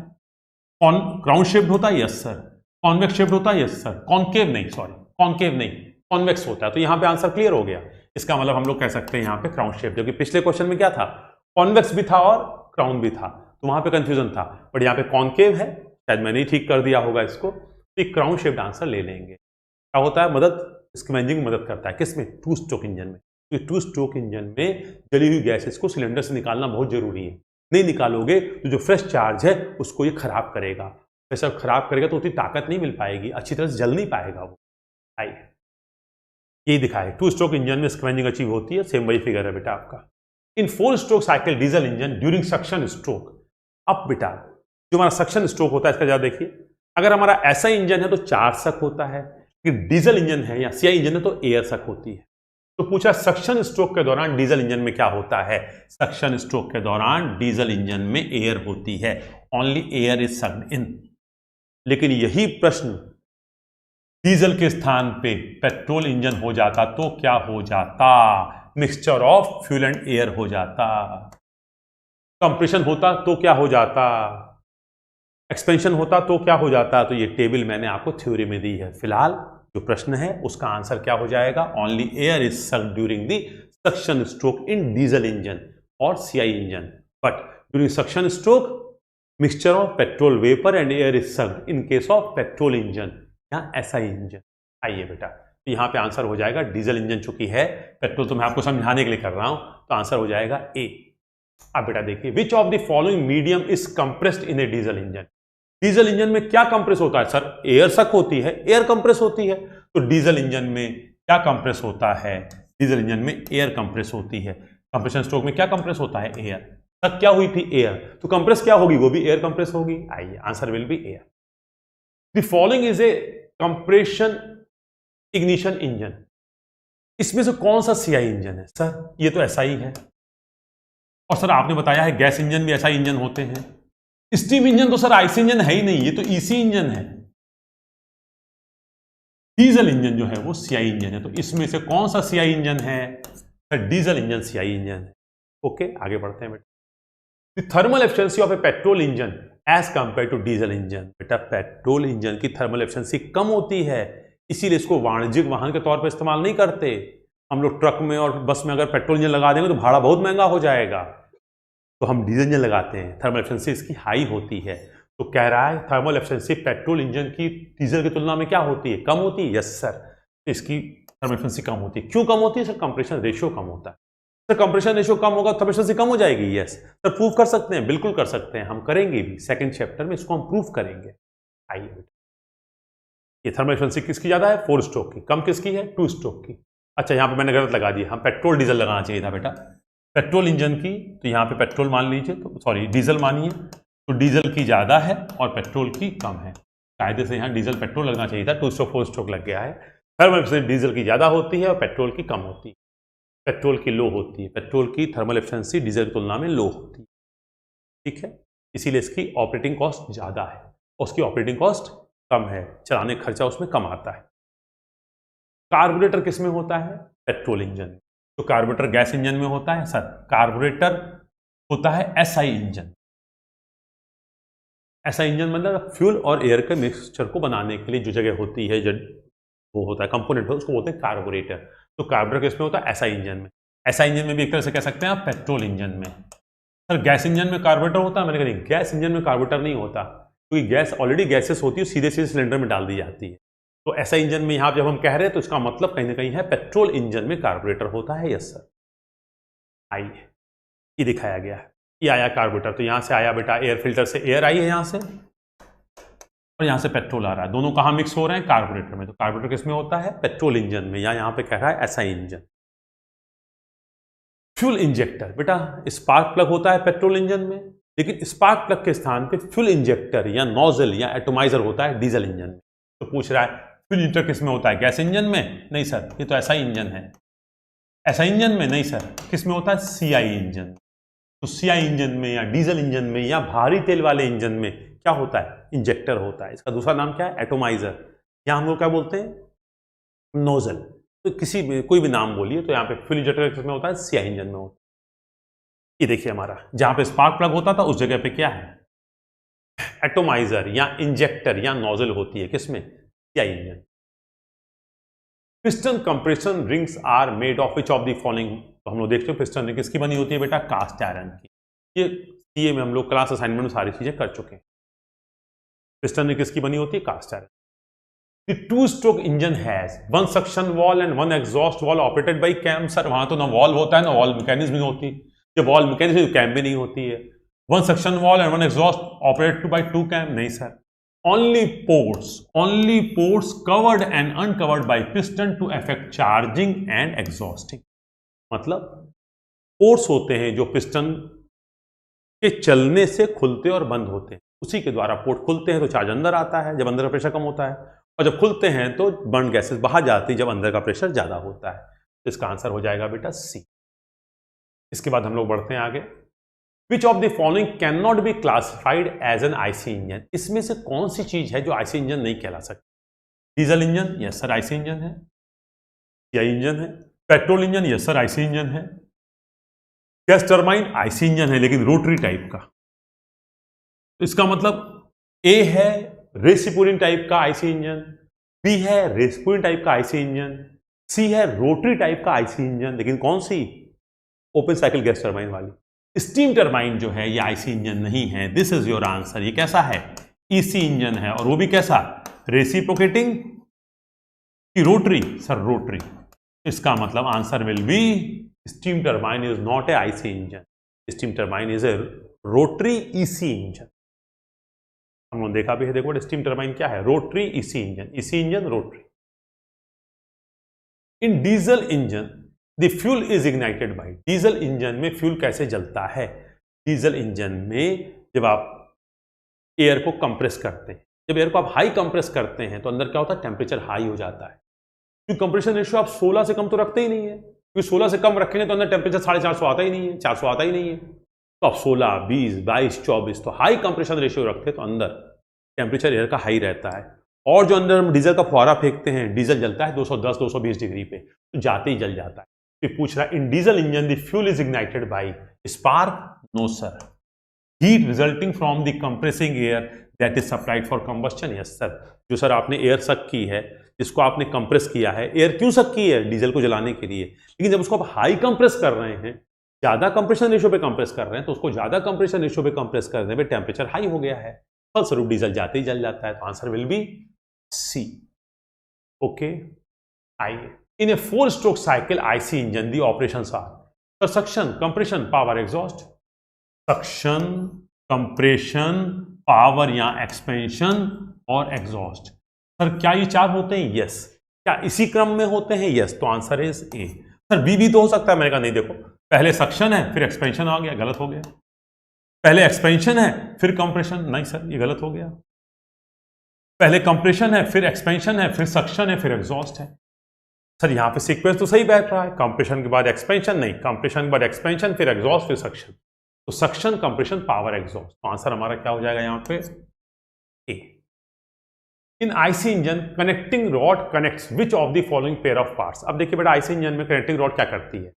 पिस्टन को और क्रैंकशैफ्ट को बांधती है। ये है हमारा पिस्टन, ये है हमारा क्रैंकशैफ्ट। तो कनेक्टिंग रॉड क्या क्रैंकशैफ्ट और पिस्टन को बांध रही? नहीं सर। सिलेंडर एंड क्रैंकशैफ्ट, सिलेंडर क्रैंकशैफ्ट को नहीं sir. Cylinder and piston, cylinder and piston नहीं। अब बेटा देखिए इस परिस्थिति में आंसर आपका सिर्फ बन रहा है पिस्टन एंड क्रैंकशैफ्ट। तो पिस्टन और क्रैंकशैफ्ट को बांधती है, जबकि वास्तव में ये है कनेक्टिंग रॉड। कनेक्टिंग रॉड का एक सिरा पिस्टन पे जुड़ा है और दूसरा सिरा क्रैंक पे जुड़ा है। लेकिन आप कह सकते हैं जो क्रैंक है वो क्रैंकशैफ्ट का ही पार्ट है, तो आप कह सकते हैं पिस्टन को और क्रैंकशैफ्ट को जोड़ रही है। लेकिन अगर यहीं पे आंसर होता क्रैंक को तो ज़्यादा बेहतर होता, लेकिन वो कोई आंसर नहीं है, तो हम इस आंसर को ले सकते हैं। ये आंसर लिया जाता है पिस्टन और क्रैंकशैफ्ट को जोड़ती है। तो क्रैंकशैफ्ट का शेप बेटा कुछ इस तरह से होता है। तो यही है हमारा क्रैंक। तो अगर यहीं पर कनेक्टिंग रॉड बनती है तो अगर आप कह सकते हैं तो क्रैंकशैफ्ट का ही हिस्सा है ये क्रैंक, इसको बनती है। तो ये आंसर भी हो गया बेटा हम लोगों का। The combustion in A CI engine. अब बेटा हम लोगों ने बहुत डिटेल में डिस्कस किया था कि पेट्रोल इंजन में जो मिक्सचर होता है वो होमोजीनियस होता है, क्योंकि भरपूर समय मिलता है। कार्बोरेटर में मिक्स हुआ, सक्शन स्ट्रोक में मिक्स हुआ, कंप्रेशन स्ट्रोक में भी मिक्स हुआ, और कंप्रेशन स्ट्रोक के दौरान तो टेम्परेचर प्रेशर बढ़ रहा है, तो मिक्सचर होमोजीनियस बनने की पूरी पूरी संभावना रहती है। लेकिन आपके डीजल इंजन में क्या होता है? एयर सक होती है, एयर कंप्रेस होती है, कंप्रेशन स्ट्रोक के अंत में अंदर टेम्परेचर हाई है, डीजल आप फेंकते हैं और जल जाता है। मिक्सचर अच्छी तरह बनने का समय नहीं मिलता है। तो पूछ रहा है सीआई इंजन में कंबस्टन कैसा होता है? तो सर हेट्रोजीनियस होता है, और हेट्रोजीनियस होने की वजह से डीजल इंजन में जब फ्यूल जलता है तो नॉइस भी होती है, वाइब्रेशन भी होता है, और इस सब का रिजल्ट ये होता है कि हम लोग कहते हैं डीजल इंजन का जो राइड क्वालिटी है, राइड क्वालिटी मतलब सवारी, वो रफ होती है, उसकी पावर रफ होती है, और पेट्रोल की पावर जो है स्मूथ होती है, क्योंकि वहां पे होमोजीनियस मिक्सचर चलता है। और उसके पीछे कारण क्या है? वहां ज्यादा समय मिलता है, यहां समय कम मिलता है। आइए बेटा, तो इसका आंसर हो गया हेट्रोजीनियस। इस चीज को समझाने की कोशिश की गई है, वही चीज। Internal combustion engine works on. IC engine किस पे काम करता है? Sir first law of thermodynamics, second law of thermodynamics, zeroth law. तो मैंने कहा देखो बेटा आईसी इंजन सेकंड लॉ पे काम करता है। सर क्या फर्स्ट लॉ का पालन नहीं करता? बेटा पालन तो ये फर्स्ट लॉ का भी करता है, सेकंड लॉ का भी करता है, लेकिन सेकंड लॉ जब हम कहते हैं तो उसमें फर्स्ट लॉ ऑलरेडी आ जाता है, तो कोई एक उत्तर लेना है तो हम सेकंड लॉ लेंगे। ये बात मैंने फर्स्ट लेक्चर में बताई है। अब सेकंड लॉ ऑफ थर्मोडायनेमिक्स में भी सर दो स्टेटमेंट होते हैं, एक को आप बोलते हैं कैल्विन प्लैंक स्टेटमेंट और दूसरे को बोलते हैं क्लॉजियस। यस, ये मैंने बताया था आप लोगों को। किस स्टेटमेंट पे? Kelvin Planck. तो अगर मान लीजिए प्रश्न को आगे बढ़ाए, पूछे कि IC engine second law Kelvin Planck पे कि सेकंड लॉ क्लॉजियस पे, तो आंसर है सेकंड लॉ कैल्विन प्लैंक। लेकिन यहाँ पे ऐसा नहीं है, यहाँ पे पूछ रहा है first law, second law, zeroth law, none of this, तो answer will be second law. लेकिन यहाँ पे ये कह देते हुए ये मतलब नहीं कि फर्स्ट लॉ का पालन नहीं करता, वो फर्स्ट लॉ का पालन करता है। जब सेकंड लॉ कहेंगे तो उसके अंदर फर्स्ट लॉ ऑलरेडी आ जाएगा, कि जब फर्स्ट लॉ कहेंगे सेकंड लॉ उसके अंदर नहीं आएगा। तो सेकंड लॉ में फर्स्ट लॉ निहित है। जब मैं थर्मोडायनामिक्स को पढ़ाता हूं तो वहां पे मैं इस चीज को एक्सप्लेन भी करता हूं। आइए बेटा इसको आगे बढ़ते हैं। The fluid drawn in during suction in petrol engine. जब पेट्रोल इंजन में सक्शन करते हो तो क्या होता है फ्लूइड जो सक करते हो? तो बेटा एसआई इंजन या पेट्रोल इंजन में सक्शन के दौरान हम क्या सक करते हैं? एयर प्लस फ्यूल या एयर प्लस पेट्रोल। तो सक्शन के दौरान फ्यूल होता है? नहीं सर। फ्यूल या एयर होता है? नहीं सर। सिर्फ एयर होता है? नहीं sir. Mixture of air and fuel होता है? Yes sir. फ्यूल के स्थान पे क्या है यहाँ पे? पेट्रोल। तो पेट्रोल इंजन में पेट्रोल की वाष्प और वायु का चूषण होता है और इसी का संपीड़न होता है। संपीड़न के पश्चात चिंगारी आके इसको जलाती है, जल उठता है और कंबशन गैसेस बनती हैं, वो दबाव डालती है और पावर मिलती है। कई बार हम आपको बता चुके हैं। आइए बेटा एसआई इंजन कौन है? सर इसमें एसआई इंजन कौन है? पेट्रोल इंजन एसआई इंजन है, डीजल इंजन सीआई इंजन है, स्टीम इंजन तो सर आईसी इंजन है ही नहीं, ये ईसी इंजन है, तो इसमें से ऐसा इंजन कौन सा है? Petrol engine, SI engine. ठीक है। I what amongst the following is not related to CI engine? इसमें से क्या चीज सीआई इंजन में नहीं है? फ्लाई व्हील दोनों में होती है, yes sir. Fuel pump diesel engine में, सीआई इंजन में होता है, यस सर। फ्यूल इंजेक्टर होता है, यस सर। कार्बोरेटर नहीं होता, तो आंसर क्या है? क्या नहीं होता? तो answer will B A. Sir diesel engine में या सीआई इंजन में कार्बोरेटर नहीं होता। कहां होता है? एसआई इंजन, पेट्रोल इंजन में। 2 स्ट्रोक में कि 4 स्ट्रोक में? सर दोनों में। लेकिन डीजल इंजन अगर है, चाहे 2 स्ट्रोक हो चाहे 4 स्ट्रोक हो, उसमें सर कार्बोरेटर नहीं होता है। तो आंसर विल बी कार्बोरेटर। यहां पे मैंने क्रॉस किया तो आंसर ही नहीं, आंसर यही है, मतलब कार्बोरेटर नहीं होता है, मैं ये कहना चाह रहा हूं। ओके बेटा। क्वेश्चन 22 में डी सही नहीं है। 22 में क्या बात है बेटा? D none of these. बेटा नन ऑफ दीज नहीं लेंगे यहां पे नन ऑफ दीज इसलिए नहीं लेंगे कि पिस्टन के साथ इसे क्रैंकशाफ्ट बोल दिया है, और क्रैंकशाफ्ट का लुक अगर आप देखेंगे, मैं अगली बार आपको वीडियो दिखा दूंगा, आपके पास भी होगा। क्रैंकशाफ्ट कुछ इस तरह से होता है और कनेक्टिंग रॉड यहां पे आके बनती है। अब हम क्या बोलें कि कनेक्टिंग रॉड किससे बंधी है? क्रैंक से बंधी है, बट क्रैंक एक तरह से कहीं ना कहीं क्रैंकशाफ्ट के अंदर ही बना हुआ है, तो आंसर आपको यहां पे क्रैंकशाफ्ट ही लेना पड़ेगा। क्रैंक दिया होता तो अच्छा, क्रैंक नहीं दिया हुआ है तो क्रैंकशाफ्ट लेंगे। तो कहने का मतलब आप समझ सकते हैं कि नन ऑफ दीज नहीं होगा बेटा, ये क्रैंकशाफ्ट ही लेंगे। मेरी तरफ से बिल्कुल क्लियर है। ठीक, चल हम आंसर इसका क्रैंक पिस्टन और क्रैंकशाफ्ट ही देंगे। जो क्रैंकशाफ्ट जो है उसी में क्रैंक बना होता है। अब क्रैंक नहीं बोला है तो क्रैंकशाफ्ट का ही हिस्सा है। आइए बेटा, हम लोग कहां तक पहुंचे हैं? हम लोग पहुंचे हैं एक तरह से आ गए, हम लोग 27 तक कर चुके हैं बेटा। अब देखिए, मैं आज इसकी 1B शीट भी करना चाहता हूं। अब मैं चाहता हूं जितना मैंने अभी कवर किया है उसमें से किसी बच्चे को किसी प्रश्न में डाउट हो तो आप पूछ लीजिए, फिर मैं इसकी 1B शीट करूंगा 5 मिनट का ब्रेक करने के बाद। तो आज हम लोग क्लास कंटिन्यू करेंगे कम से कम 40 मिनट और 1B को पूरा करेंगे। किसी को किसी प्रश्न में अगर आपको कंफ्यूजन है, अभी तक जितना पढ़ाया है, आप प्रश्न नंबर बोल के तो पूछें तो मैं बताऊं। उसके बाद 5 मिनट का ब्रेक करेंगे और हम लोग 1B को शुरू करेंगे आज। प्लीज सर देख लीजिए। क्या सर? क्वेश्चन 22 में डी सही नहीं है, मैंने आंसर दे दिया है, वेद प्रकाश वर्मा। क्या सर? प्लीज सर देख लीजिए। ठीक है, ओके, चलिए। हाँ बेटा, अब किसी को कुछ पूछना है 1A तक में तो आप पूछ सकते हैं। एक तरह से हमने क्लास असाइनमेंट कंप्लीट कर दिया है, लेक्चर नंबर 1 से लेक्चर नंबर 16। किसी भी क्लास असाइनमेंट के प्रश्न में आपको दिक्कत है तो आप पूछ सकते हैं। मैंने जो आपके एमसीक्यू है, उस एमसीक्यू में 1A मैंने कंप्लीट कर दिया है, 27 प्रश्न। इनमें से कोई भी प्रश्न अगर आपको कंफ्यूजन है तो आप बताइए, हम उसको डिस्कस करेंगे। नहीं तो हम लोग 1B को शुरू करेंगे, लेकिन 5 मिनट का ब्रेक चाहिए, मेरा गला सूख रहा है तो मुझे 5 मिनट का ब्रेक चाहिए। स्क्रीन ऑन रहेगी, क्लास ऑन रहेगा, मैं आराम से पानी पीऊंगा, आप लोग भी पानी नहीं पी के आ जाइए। 5 मिनट बाद हम लोग 40 मिनट और लेंगे और क्लास को आज 1B को पूरा करेंगे। ठीक है बेटा? तो हमारी तरफ से कोई कंफ्यूजन नहीं है सर, आगे बढ़िए। ओके, 5 मिनट्स का ब्रेक। आगे बढ़ने से पहले मुझे चाहिए, आप लोगों को नहीं चाहिए तो कोई दिक्कत नहीं, मुझे बेटा चाहिए। क्या सर थ्योरी से पूछ सकते हैं? थ्योरी के प्रश्नों को अगर आप पूछना चाहते हैं तो मोस्ट वेलकम, लेकिन थ्योरी को इस तरह से नहीं पूछ सकते हैं। थ्योरी के डाउट को आप व्हाट्सएप पे भेजिए, मैं अपने डिस्कशन में एक्सप्लेन करूंगा। यहां पे मैं तुत्तू मैं नहीं करूंगा आपके साथ, क्या बोलेंगे मैं जवाब दूंगा तो 15 सेकंड का लैग चलेगा। आप अपना प्रश्न भेजिए, मैं आपको फोन पे समझाऊंगा। अगर प्रश्न अच्छा हुआ तो मैं क्लास में समझाऊंगा। तो थ्योरी के बारे में डिस्कशन यहां पे नहीं होगा। ठीक है? आप और सबसे पूछिए, मैं आपको पर्सनली एक्सप्लेन करूंगा एक एक बच्चे को। कई बच्चे पूछ रहे हैं, मैं उनको बता भी रहा हूं। ठीक है? और अगर बहुत अच्छा प्रश्न है तो मैं डिस्कस भी करूंगा, लेकिन इस जगह पे इस तरह से नहीं होगा। यहां पे हम लोग प्रॉब्लम है सब। तो 5 मिनट में हम लोग मिलेंगे, 5 मिनट का ब्रेक, 5 मिनट्स का ब्रेक।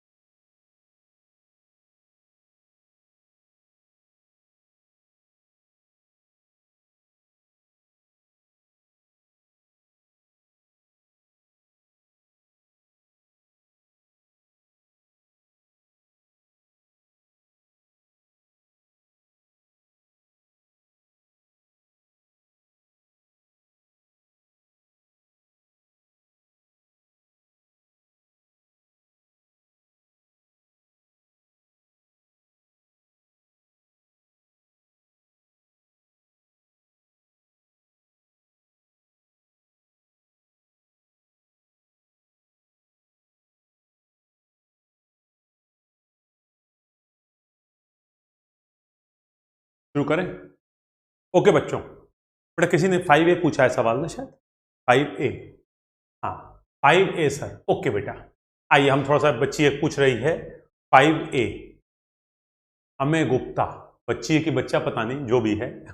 आइए 5A, ये है 5 और ये है 5A।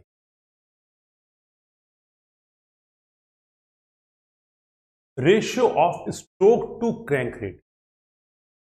बेटा तो स्ट्रोक टू क्रैंक रेडियस, ये है हमारी स्ट्रोक लेंथ, ये और ये, इन दोनों का रेशियो पूछ रहा है। स्ट्रोक लेंथ L है और क्रैंक रेडियस, इन दोनों का रेशियो पूछ रहा है।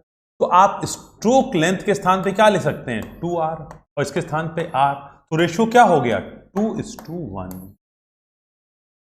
जिस बच्चे ने 5A पूछा था वो इस चीज को ध्यान दें, क्या है? L और 2R, मतलब कह रहा है कि स्ट्रोक टू क्रैंक रेडियस, ये है स्ट्रोक और ये है क्रैंक रेडियस। क्रैंक रेडियस तो बेटा R होती है ना, ये होती है क्रैंक रेडियस और ये होता है स्ट्रोक लेंथ। तो L और R का रेशियो क्या होगा? स्ट्रोक और क्रैंक रेडियस का रेशियो क्या होगा? L के स्थान पे आपने लिखा 2R और ये है R, तो रेशियो क्या हो गया? 2:1। मेरे ख्याल से 5A क्लियर हो गया बेटा। अमेय गुप्ता, अगर आपको क्लियर है तो बोलिए अमेय गुप्ता। चले, तो बेटा हम लोगों ने कर लिया। अब हम शुरू करना चाहते हैं बेटा 1B। 40 मिनट करीब मुझे अंदाजा है लगना चाहिए। आइए, अब 1B शीट बेटा थोड़ी सी स्टैंडर्ड है, मैं उसको थोड़ा गलत बोल गया, मैं बोल गया 1A स्टैंडर्ड है। 1A तो बहुत आसान है, तो 1A तो हो गई बेटा। अब हम लोग शुरू कर रहे हैं 1B।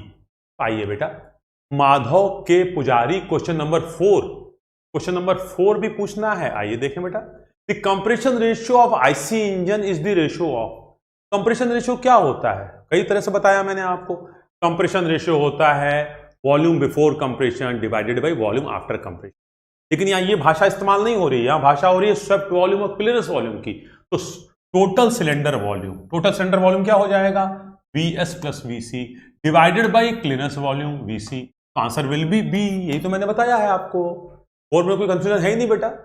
महादेव के पुजारी साहब, मेरे ख्याल से कोई कंफ्यूजन तो है नहीं। आप बताइए, आपके समझ में आ गया तो ठीक है, नहीं तो बेटा आप व्हाट्सएप पे बोलिएगा कि सर मुझे समझ में नहीं आया, मैं आपको पर्सनली समझा दूंगा, मैं क्लास को थोड़ा आगे बढ़ा लूँ अगर आप अनुमति दें तो। और इसमें मेरे ख्याल से ऐसे कोई कंफ्यूजन वाली बात होनी नहीं चाहिए। सर क्वेश्चन नंबर 11, साक्षी पाल। बेटा ऐसा करते हैं, साक्षी पाल जी आप व्हाट्सएप पे कल भेजिए सर मुझे 11 नंबर क्वेश्चन, और बाकी बच्चे अपने व्हाट्सएप पे भेजें, मैं उनको इंडिविजुअली एक्सप्लेन करूंगा। यहां पे मैं थोड़ा सा बेटा आगे चलना चाह रहा हूं। सर ए नहीं ले सकते महादेव के पुजारी, सब वॉल्यूम टू क्लियरेंस वॉल्यूम कैसे ले सकते हैं बेटा? VS बटे VC नहीं ले सकते, VS बटे VC नहीं ले सकते। Sir question number 2 Ajay Kumar ji, देखो बेटा अगर हम लोग ऐसे करेंगे तो आज 1B नहीं हो, ठीक है? जिस भी बच्चे को जिस क्वेश्चन में कंफ्यूजन है, जो ऑफिशियल व्हाट्सएप नंबर है उस पर आप भेज दो, कल मैं आपको 2 से 4 के बीच में फोन करके वो एक्सप्लेन कर दूंगा, ठीक है? मैं चाहता हूं अब 1B को शुरू किया जाए। ओके बेटा, चलिए अब कह दीजिए नो चैटिंग। हम लोग बेटा जिसको भी पूछना आराम से पूछे, मैं बताऊंगा, है ना? लेकिन 1B को आज स्टार्ट करने दीजिए, है ना? ये आसान सवाल है, ये हो गए। आइए हम लोग शुरू कर रहे हैं 1B। अब 1B स्टार्ट कर रहे हैं। चलिए बेटा कोशिश करते हैं आधे घंटे करीब में हम लोग 1B को पूरा कर पाए। चलिए अब हम लोग 1B शुरू कर रहे हैं। 1B के क्वेश्चन बेटा 1A की तुलना में थोड़े स्टैंडर्ड, मैं पीछे बोल गया था 1A स्टैंडर्ड है, 1A तो आसान सवाल है। आइए 1B में देखें। सबसे पहले which is the false state, मतलब हम लोग को गलत पकड़ना है। In the context of, context मतलब संदर्भ, आईसी इंजन। तो आईसी इंजन के संदर्भ में निम्न में से कौन सी बात गलत है? पहले देखते हैं बेटा। Piston is connected to the small end of connecting rod. Yes sir, connecting rod जो स्मॉल एंड होता है उससे पिस्टन कनेक्टेड होती है। Yes sir. By a gudgeon pin. Yes sir, ये बात सही है। Yes sir. Crank pin is connected to the connecting rod to crank arm. जो क्रैंक शैफ्ट में थोड़ी देर पहले हम लोग बात कर रहे थे ना बेटा, ये हमारा जो शैफ्ट है ये पूरा क्रैंक शैफ्ट है, लेकिन ये जो हमारी है ये क्या है? ये है क्रैंक आर्म। कनेक्टिंग रॉड आगे कहां बनती है? इस क्रैंक आर्म में ही बनती है। और जो पिन लगती है उस पिन को क्या बोलते हैं? इस वाली पिन को क्या बोलते हैं? इसको बोलते हैं क्रैंक पिन। तो क्रैंक पिन जो है जोड़ती है किसको? कनेक्टिंग रॉड को। किससे?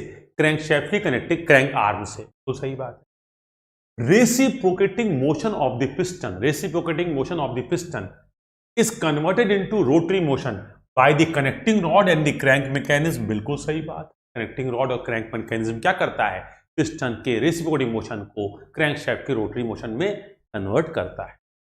The crankshaft provides power and direction to the suction and exhaust valve. नहीं सर, कैमशाफ्ट करता है सक्शन एग्जॉस्ट वाल्व को पावर देता है, तो ये पार्ट गलत हो गया। तो पूछ रहा है इसमें से कौन सा गलत है, तो अब आंसर क्या होगा, आंसर हो जाएगा D, answer will B D, क्योंकि पूछ रहा है कौन सा बात गलत है, तो बेटा डी गलत है, तो डी इज फॉल्स, तो आंसर विल बी डी। बाकी तीनों सही है, गलत कौन सा है, डी, तो आंसर आपका हो गया डी। ये बात गलत है, फॉल्स पकड़ना है, तो डी आंसर हो गया। ये देखिए यहां पे दिखाया गया है बेटा, ये कैमशाफ्ट वॉल को चलाएगा, यहाँ पे ये देखिए रेसिप्रोकेटिंग मोशन को कन्वर्ट कर रहा है कनेक्टिंग रॉड और क्रैंक, यहाँ पे देखिए पिस्टन पिन लगी है और यहाँ पे देखिए क्रैंक पिन लगी हुई है। तो चारों को दिखाने के लिए फिगर बना हुआ है, मैं एक बार मिटा देता हूँ तो आपको थोड़ा सा और अच्छी तरह समझ में आएगा। ये देखिए पहला आंसर पिस्टन पिन या गजन पिन, ये कनेक्टिंग रॉड को पिस्टन से जोड़ रही है। दूसरा आंसर क्रैंक पिन जोड़ रही है, ये है क्रैंक पिन, किसको, कनेक्टिंग रॉड को और क्रैंक आर्म को। तीसरा आंसर रेसिप्रोकेटिंग मोशन जो है, रेसिप्रोकेटिंग मोशन किस में कन्वर्ट हो रहा है, इसके रोटरी मोशन, किसके द्वारा, कनेक्टिंग रॉड और क्रैंक के द्वारा। और चौथा आंसर क्रैंकशाफ्ट प्रोवाइड करता है वॉल को मोशन, नहीं सर, कैमशाफ्ट करता है। इसका मतलब हमारा आंसर जो है वो डी है। चलते हैं आगे बेटा।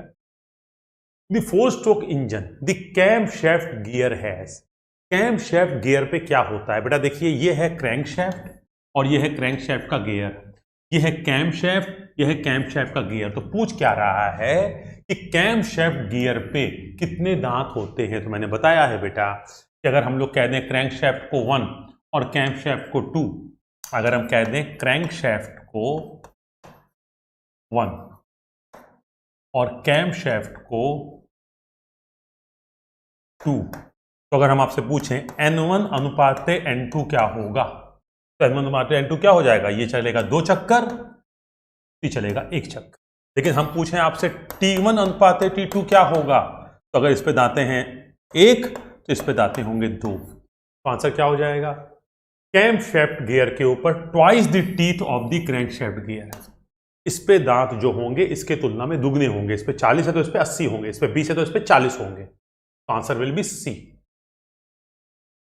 The number of working strokes per minute in case of 4 stroke IC engine, अगर n उसका आरपीएम है, अगर n जो है वो आरपीएम है, किसी इंजन की स्पीड है, क्रैंकशाफ्ट जो चक्कर लगा रहा है वो अगर n है, तो 4 स्ट्रोक इंजन है तो कितनी बार पावर मिलेगी।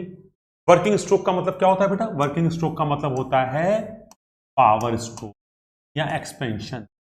तो अब अगर कोई इंजन n आरपीएम पे नाच रहा है, 1 मिनट में वो n चक्कर लगा रहा है, 1 मिनट में वो 1000 चक्कर लगा, तो पावर मिलेगी 500 बार। अगर ये 5000 बार चक्कर लगा रहा है 1 मिनट में, तो पावर मिलेगी 2500 बार। अगर ये 1 मिनट में n चक्कर लगा रहा है तो पावर कितनी मिलेगी, n/2 बार। तो 4 स्ट्रोक इंजन में वर्किंग स्ट्रोक कितने होते हैं सर, n/2।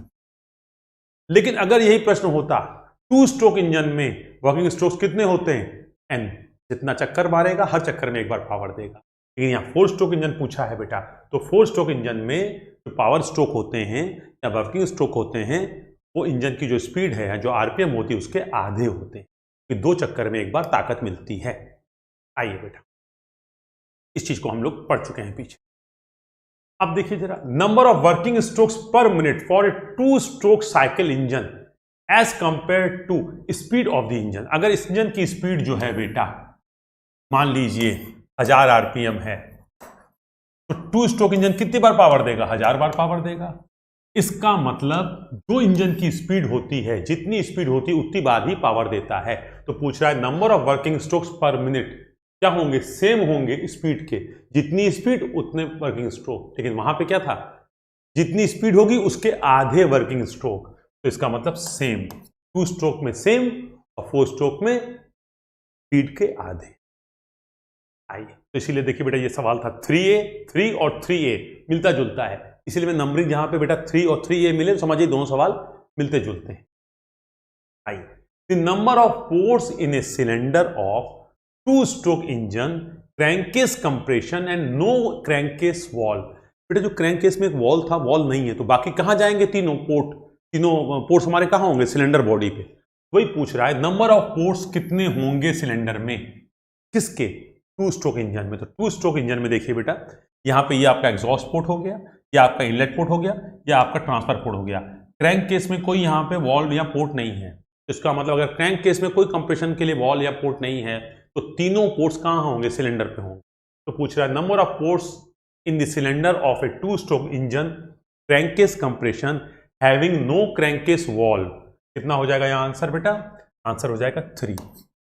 तीनों पोर्ट्स किस पे होंगे, सिलेंडर बॉडी पे होंगे। मैंने थ्योरी पढ़ाते हुए आपको बताया था कि टू स्ट्रोक इंजन में दो तरह के प्रचलन हैं, एक में दो पोर्ट होते हैं सिलेंडर बॉडी में और एक होता है क्रैंकेस में, और एक दूसरे सिस्टम में क्या होता है, क्रैंकेस में एक भी पोर्ट नहीं होता है, तीनों के तीनों जो होते हैं सिलेंडर बॉडी में होते हैं। यहाँ पे कह रहा है क्रैंकेस में कोई वॉल्व नहीं है या कोई पोर्ट नहीं है, तो तीनों कहाँ चले गए, सिलेंडर के ऊपर।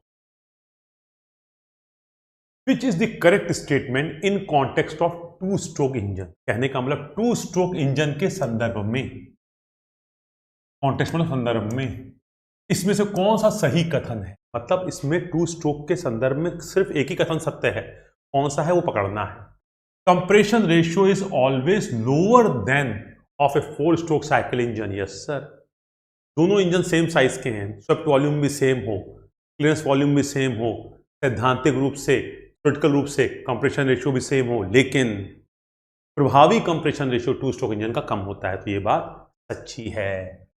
अभी इसको आंसर को लेके चलते हैं, देखते हैं आगे। There is only one valve for inlet and exhaust, नहीं सर, वहां वॉल्व तो होता ही नहीं, पोर्ट होते हैं, बट इनलेट पोर्ट अलग होता है, एग्जॉस्ट पोर्ट अलग होता है, तो क्या ये बात सही है, नहीं सर गलत है। Charge enters the engine cylinder through ports only, charge enters the engine cylinder through ports only. Diesel engine can not operate on two stroke cycle, किसने कहा कि diesel engine two stroke cycle पे operate नहीं कर सकते, diesel engine two stroke पे भी कर सकते हैं, फोर स्ट्रोक कर सकते हैं, तो ये बात भी गलत है। Charge enters the engine cylinder through ports only, बेटा अब ये थोड़ा सा कंफ्यूजिंग है, charge enters the engine cylinder through ports only, ऐसा नहीं है, डिपेंड करता है बेटा कि अगर हमारा सिलेंडर बॉडी में इनलेट पोर्ट है तो पोर्ट से आएगा, लेकिन अगर क्रैंकेस में है तो क्रैंकेस पे आएगा। तो इस आंसर में थोड़ा सा डाउट है बेटा, दोनों को आंसर को हम सही मान रहे हैं। अब अगर इस हिसाब से कह रहा है तो मेरे हिसाब से तो बेटा कंप्रेशन रेशियो हमेशा 4 स्ट्रोक 2 स्ट्रोक में कम होता है 4 स्ट्रोक से, तो मैं इस आंसर को प्राथमिकता दे रहा हूं, charge enters the cylinder through ports only, ठीक है। मैं ए को आंसर को प्राथमिकता दे रहा हूं, हालांकि सी आंसर भी बहुत गलत नहीं है बेटा, यहाँ पे इनलेट पोर्ट से आ रहा है क्रैंक केस में और ट्रांसफर पोर्ट से ऊपर जा रहा है, यहाँ पे ऐसे आ रहा है और ट्रांसफर पोर्ट से ऊपर जा रहा है, लेकिन कंप्रेशन रेशियो, प्रभावी कंप्रेशन रेशियो 2 स्ट्रोक का कम होता है, इसलिए थर्मल एफिशिएंसी इसकी कम होती है, इसमें कोई डाउट नहीं है। मैं आंसर यहाँ पे ए के साथ जाना चाह रहा हूँ सी की बजाय, पर सी और ए थोड़ा सही मिल रहे हैं दोनों आंसर, तो मैं ए लेके बढ़ रहा हूँ बेटा आगे।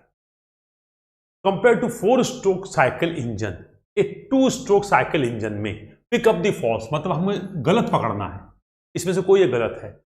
4 स्ट्रोक साइकिल के तुलना में 2 स्ट्रोक इंजन आसानी से स्टार्ट हो सकता है, बिल्कुल बात सही है सर, आसानी से स्टार्ट हो सकता है क्योंकि हल्के होते हैं। Has lesser shocks and vibration, yes sir.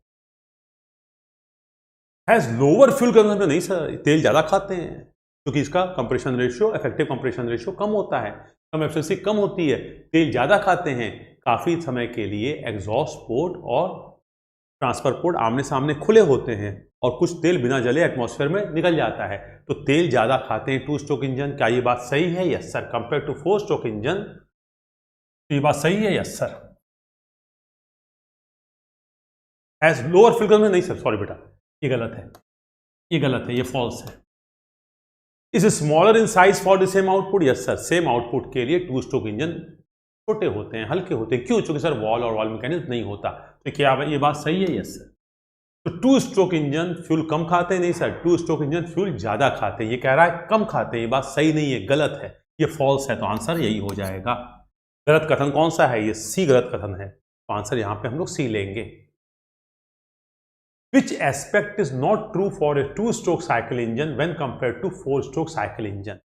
2 stroke के लिए कौन सा कथन सत्य नहीं है जब इसकी तुलना 4 स्ट्रोक से की जाती है? इसका मतलब 4 में से कोई एक कथन है जो 2 स्ट्रोक इंजन के लिए सत्य नहीं है, बाकी 3 सत्य हैं। आइए cycle is completed in one stroke of the piston. नहीं बेटा, साइकिल तो पिस्टन के 2 स्ट्रोक में होती थी, यही चीज फॉल्स है।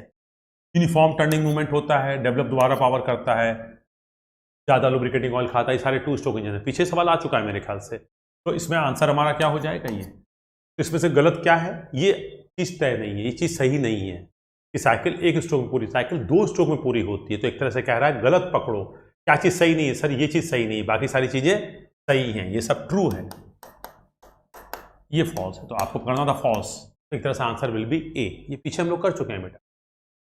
ए 2 stroke engine has a speed of 750 RPM. एक 2 स्ट्रोक इंजन है जो 750 आरपीएम पे चल रहा है।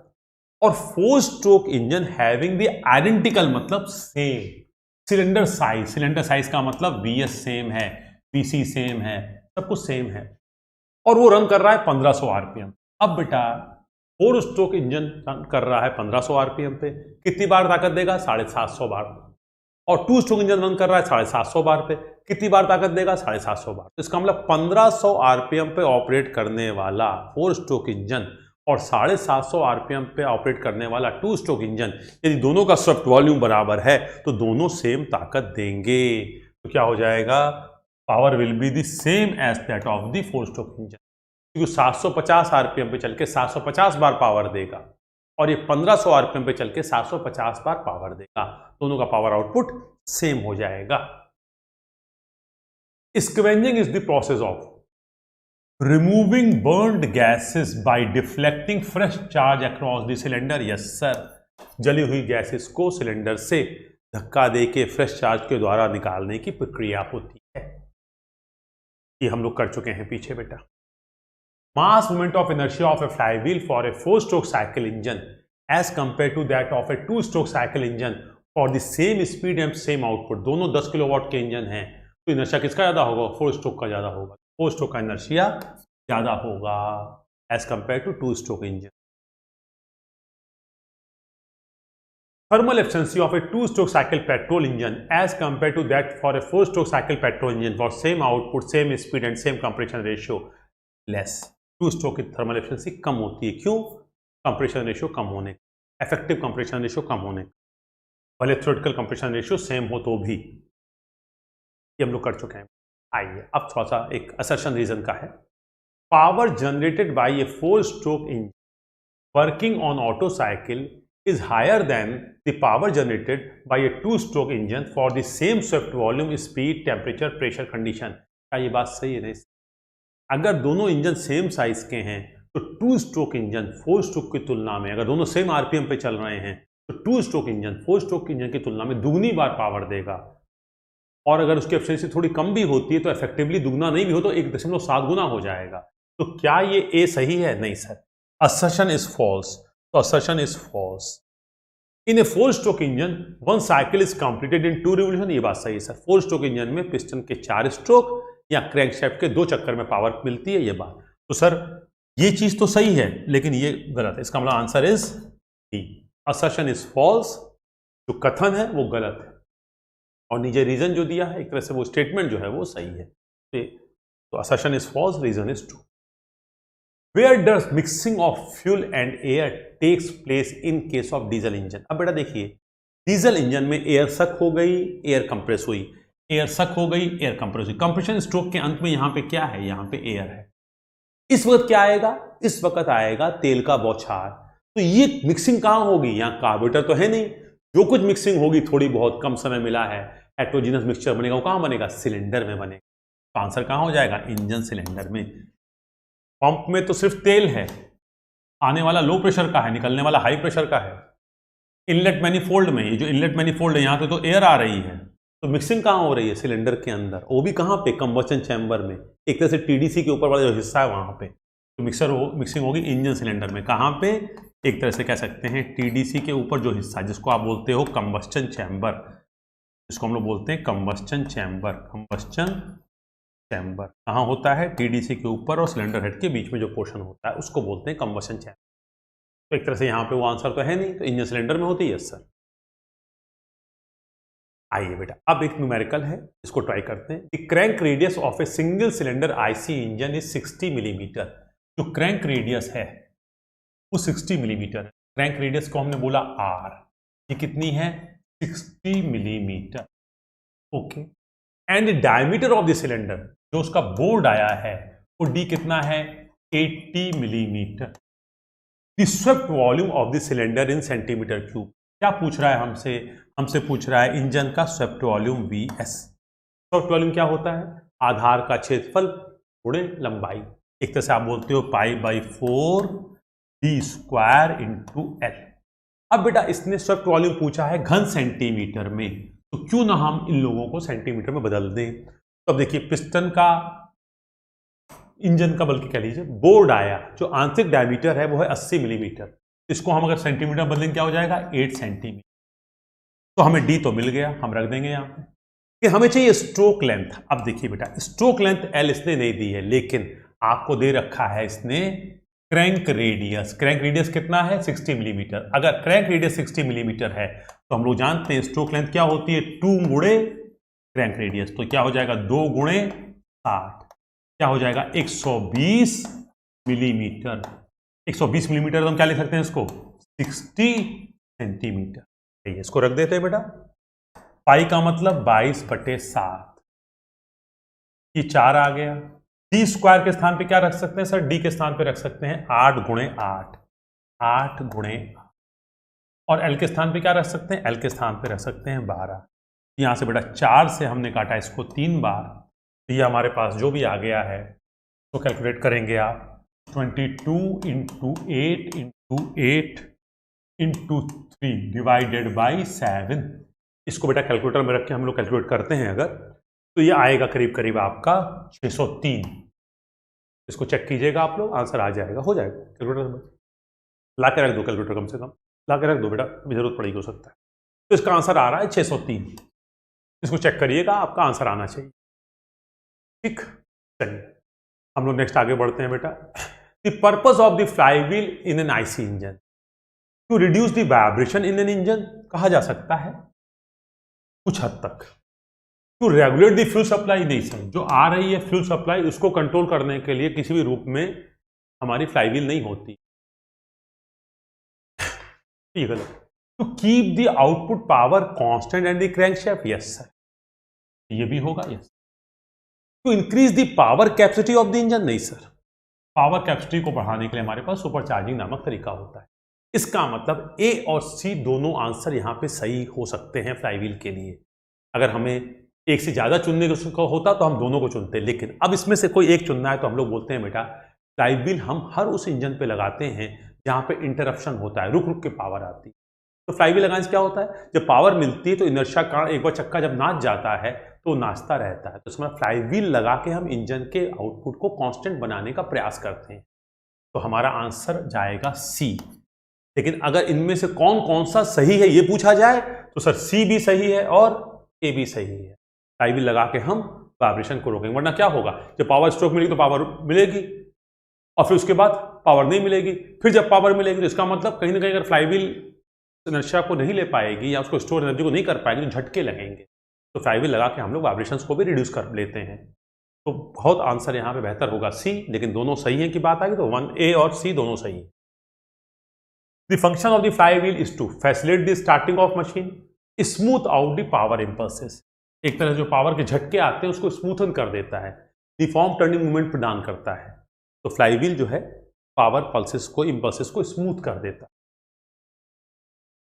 The accumulation of carbon in a cylinder result in increase of, बेटा ये एक बहुत अच्छा सवाल है। एक्यूमुलेशन का मतलब होता है बेटा इकट्ठा होना, एकत्र होना। जो हमारा कार्बन है अगर वो सिलेंडर में एकत्र हो जाए तो इसका क्या प्रभाव पड़ेगा, तो अब बेटा जरा समझने की कोशिश कीजिएगा। ये हमारा सिलेंडर का Vs है और ये हमारा Vc है। जब हमारे सिलेंडर के अंदर चार्ज सक हुआ, चार्ज कंप्रेस हुआ, चार्ज जला, या एयर सक हुई, एयर कंप्रेस हुई, डीजल का फुहार आया, डीजल जला। पेट्रोल इंजन है या डीजल इंजन, 2 स्ट्रोक इंजन है या 4 स्ट्रोक इंजन, दोनों स्थिति में क्या हो रहा है, फ्यूल जल रहा है। जब फ्यूल जल रहा है तो फ्यूल है क्या, ये हाइड्रोकार्बन है। जब ये जलेगा तो कुछ कार्बन जल जाएगा, गैस बनेगी, और कुछ कार्बन जो जल नहीं पाता है वो दीवारों पे यहाँ पे इकट्ठा होता जाएगा। अब जरा समझिएगा कि यहाँ पे कंबस्शन चैम्बर में कुछ कार्बन पार्टिकल्स डिपॉजिट हो जाएंगे।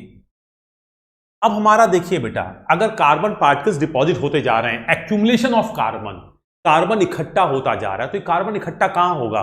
इस दीवार पर नहीं हो पाएगा, इस दीवार पर नहीं हो पाएगा, क्योंकि इसके ऊपर तो पिस्टन ऊपर नीचे चल रहा है, पश्चात गति कर रहा है, तो यहां पे कार्बन ज्यादा इकट्ठा नहीं हो पाएगा। जो स्क्रैपर रिंग होती है, जो ऑयल रिंग होती है, वो लौटते वक्त दीवार पे जो भी कार्बन इकट्ठा है मोबिल ऑयल वगैरह के जलने से, वो खुरेद के नीचे ले आती है। लेकिन क्योंकि पिस्टन टीडीसी के ऊपर तो जाता नहीं है, जब टीडीसी के ऊपर नहीं जाता है तो जो कंबस्टन स्पेस है वहां पे धीरे धीरे कार्बन डिपॉजिट होता जाएगा। जब कार्बन डिपॉजिट होता जाएगा तो इससे क्या होगा, ये जो क्लियरेंस वॉल्यूम है वो बढ़ता जाएगा, घटता जाएगा। जितना ज्यादा कार्बन डिपॉजिट होता जाएगा क्लियरेंस वॉल्यूम घटता जाएगा। आप समझिए कंप्रेशन रेशियो क्या होता है सर? कंप्रेशन रेशियो होता है VS प्लस VC बटे VC। इसको आप लिख सकते हैं VC और VC कट गया 1 प्लस VS बटे VC। अब अगर कार्बन इकट्ठा होता जा रहा है तो क्या हो रहा है? VC घटता जा रहा है। अगर VC घटता जा रहा है तो डिनोमिनेटर जो है बेटा वो कम होता जा रहा है। इसका मतलब जो भाग देंगे VS में वो छोटी चीज से भाग देंगे, तो अल्टीमेटली ये राशि क्या होती जा रही है? बड़ी होती जा रही है। अगर VC घटता जा रहा है तो कहीं ना कहीं कंप्रेशन रेशियो बढ़ता जा रहा है। तो अब आप देख रहे हैं यहां पे कि VC घटने से क्या होगा? कंप्रेशन रेशियो बढ़ता जाएगा। तो अब देखिए बेटा, अगर कार्बन डिपॉजिट होता जाएगा तो क्लियरेंस वॉल्यूम घटता जाएगा। स्वेप्ट वॉल्यूम पे कोई फर्क नहीं पड़ेगा, स्वेप्ट वॉल्यूम तो जस का तस रहेगा, स्वेप्ट वॉल्यूम तो यही रहेगा, लेकिन हमारा क्लियरेंस वॉल्यूम जो है वो कम हो गया। तो क्लियरेंस वॉल्यूम बढ़ जाएगा? नहीं सर, क्लियरेंस वॉल्यूम घट जाएगा। वॉल्यूमेट्रिक एफिशिएंसी बढ़ जाएगी? नहीं सर। इग्निशन टाइम बढ़ जाएगा? नहीं सर। इफेक्टिव कंप्रेशन रेशियो बढ़ जाएगा? Yes sir. क्लियरेंस वॉल्यूम घट गया तो प्रभावी कंप्रेशन रेशियो बढ़ जाएगा। इसका मतलब हमारे इंजन का प्रभावी कंप्रेशन रेशियो, जो इफेक्टिव कंप्रेशन रेशियो है, बढ़ जाएगा। तो कार्बन के एक्यूमुलेट हो जाने से, कार्बन के डिपॉजिट हो जाने से, कार्बन कहां डिपॉजिट होगा? सब वॉल्यूम वाले सिलेंडर वाले एरिया में नहीं होगा, टीडीसी बीडीसी के बीच में नहीं होगा, वहां तो ऑयल रिंग खरोंच के नीचे गिरा देगी। ऊपर वाले एरिया में होगा, जिसको बोलते हैं कंबस्टन चैम्बर वाला स्पेस या क्लियरेंस स्पेस। तो फलस्वरूप रिजल्ट क्या निकलेगा? रिजल्ट निकलेगा कंप्रेशन रेशियो हमारा बढ़ जाएगा। VC हमारा घट जाएगा तो कंप्रेशन रेशियो बढ़ जाएगा। आंसर हो जाएगा डी। आइए बेटा, diesel engines as compare to petrol engines require bigger flywheel या हैवियर फ्लाईव्हील। इसकी फ्लाईव्हील भारी होती है या बड़ी होती है? फ्लाईव्हील भारी होती है। In a two-stroke petrol engine, the ports that serves as a passage for the transfer of petrol and air mixture from the crankcase into cylinder is known as transfer port। ये क्या है? जो crankcase से mixture को लेके ऊपर जाता है सिलेंडर तक, क्या कहलाता है? Transfer port. The power to operate oil pump is obtained from. ये बेटा अच्छा सवाल है, शायद पहली बार डिस्कस हो रहा है, थ्योरी में एक बार हुआ है। अब देखिए बेटा, इंजन चला, हमें क्रैंकशाफ्ट पे पावर मिली। इस पावर से हम अपना आउटपुट में जो भी हमें मशीन चलानी है, गाड़ी चलानी है, चक्की चलानी है, हम कर रहे हैं। अब इस क्रैंकशाफ्ट से कटिया मार के हमारा wall and wall mechanism wall को चला रहा है। लेकिन अब इंजन में फ्यूल पंप चलना है, अगर डीजल इंजन है, लुब्रिकेटिंग ऑयल पंप चलना है, कूलिंग वाटर पंप चलना है, AC चलना है, पावर विंडो चलनी है, हमें बहुत सारी पावर की जरूरत है। तो ये कहाँ से होता है? तो यहाँ पे ऑयल पंप की बात कर रहा है। तो इस ऑयल पंप को अगर आप समझते हैं, फ्यूल ऑयल पंप, अगर डीजल इंजन है तो डीजल का प्रेशर बढ़ाते हैं ना, तभी तो इंजेक्टर से हम हाई प्रेशर पे तेल अंदर फेंक पाते हैं, क्योंकि अंदर तो कंप्रेशन स्ट्रोक के दौरान प्रेशर बढ़ चुका है, एयर को हमने कंप्रेस किया है 16 से 24 कंप्रेशन रेशियो के बीच में, तो अंदर प्रेशर 80 बार है। तो अंदर तेल कब जाएगा? इंजेक्टर से, जब उसका प्रेशर 80 से ज्यादा होगा। ये प्रेशर कौन बढ़ाएगा? फ्यूल पंप बढ़ाएगा, ऑयल पंप बढ़ाएगा। इस ऑयल पंप को प्रेशर बढ़ाने की ताकत चाहिए, वर्क चाहिए, तो कहां से मिलेगा? क्रैंकशाफ्ट से मिलेगा। तो power to operate oil pump is obtained from crankshaft. इस क्रैंकशाफ्ट में जो ताकत होती है, इसी से वॉल चलते हैं, इसी से हमारा फ्यूल पंप चलता है, इसी से कूलिंग वाटर पंप चलता है, इसी से लुब्रिकेटिंग ऑयल पंप चलता है। तो अगर इस ऑयल पंप को आप फ्यूल पंप मान रहे हैं तो भी क्रैंकशाफ्ट, इसको आप लुब्रिकेटिंग ऑयल पंप मान रहे हैं तो भी क्रैंकशाफ्ट, इसको आप AC का कंप्रेसर मान रहे हैं तो भी क्रैंकशाफ्ट, इसको आप पावर विंडो को ऑपरेट करने के लिए पावर मान रहे हैं तो भी क्रैंकशाफ्ट, और इसको अगर आप लुब्रिकेटिंग ऑयल मांग रहे हैं तो भी क्रैंकशाफ्ट, और अगर वॉल चलाने की बात कर रहे हैं तो भी क्रैंकशाफ्ट। तो इसका मतलब क्रैंकशाफ्ट से कटिया मार के ही इंजन के आंतरिक खर्चे, इसको हम लोग बोलते हैं इंजन के आंतरिक खर्चे निकालते हैं, और वॉल।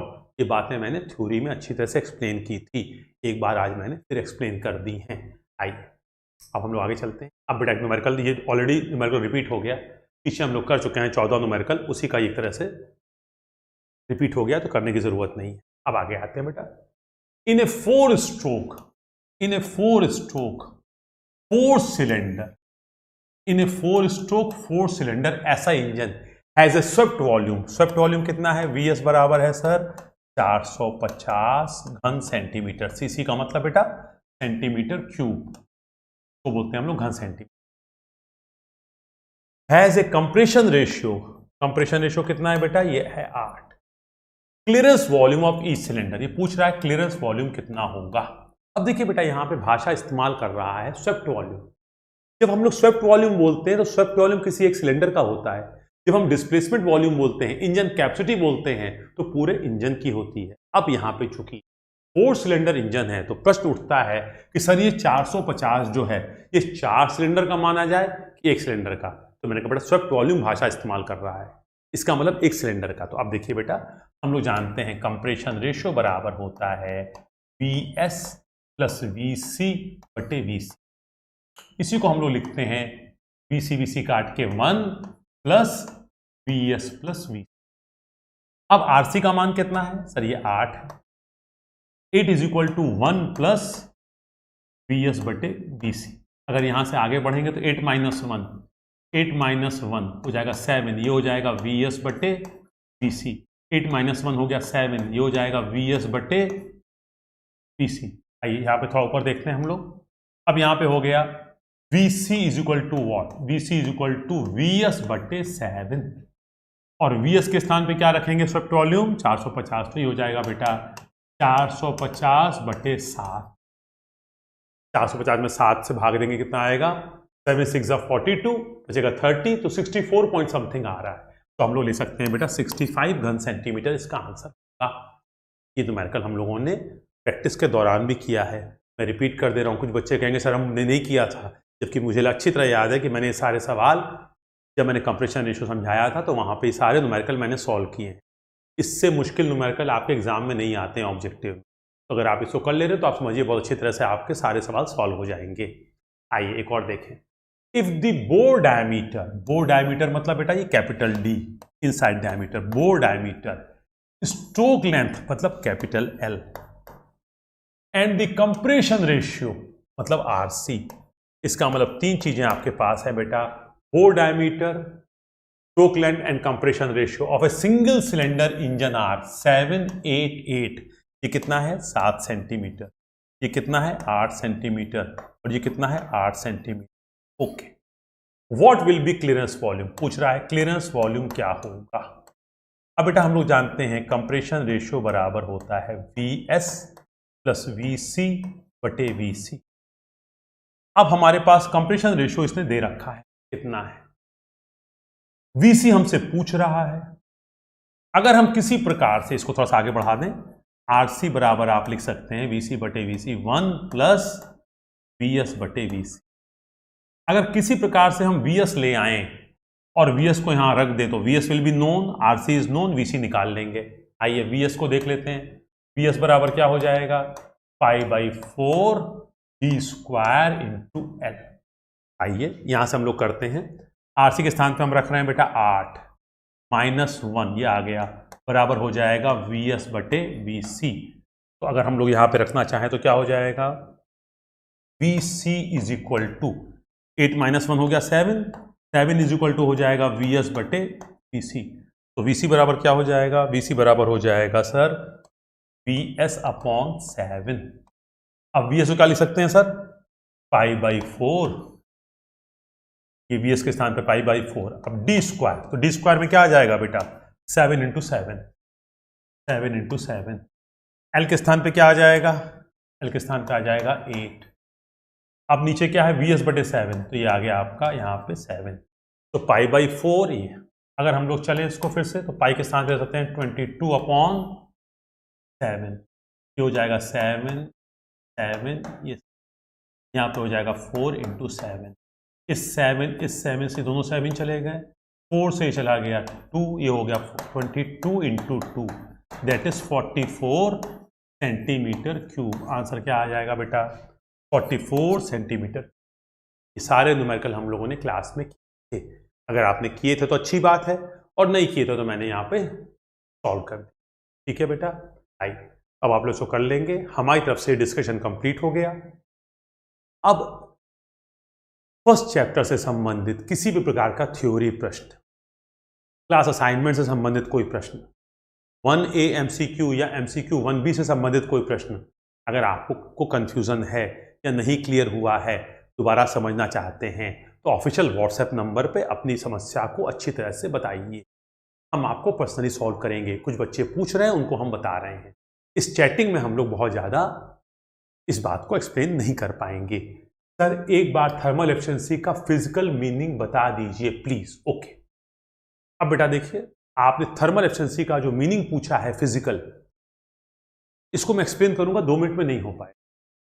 अगला चैप्टर जो हमारा सेकंड आएगा, उसमें थर्मल एफिशिएंसी को हम डिटेल में बताएंगे, लेकिन चूंकि आपने पूछा है तो मैं यहाँ पे 5 मिनट में इसको एक्सप्लेन करने की कोशिश करता हूँ। ठीक है बेटा, आइए बेटा, हमारे पास कोई वाइट स्क्रीन मिल पाएगी, कैसे एक्सप्लेन करें इसको? हम वाइट यहाँ पे कर देते हैं। आइए, तो बेटा इन्होंने हमसे पूछा है, RM प्रजापति ने थर्मल एफिशिएंसी का मीनिंग। तो अब बेटा देखिए, थर्मल एफिशिएंसी का फिजिकल मीनिंग तो हम लोग समझेंगे, सेकंड चैप्टर शुरू होगा।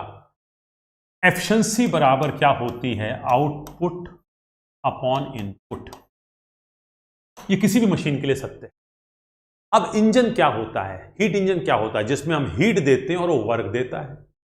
तो मान लीजिए उसका आउटपुट इंजन क्या होता है? Sir work. और इनपुट क्या होता है? Heat energy. अब इसका मतलब कि अगर हम इंजन को हीट दे रहे हैं तो हमें वर्क आउटपुट देगा।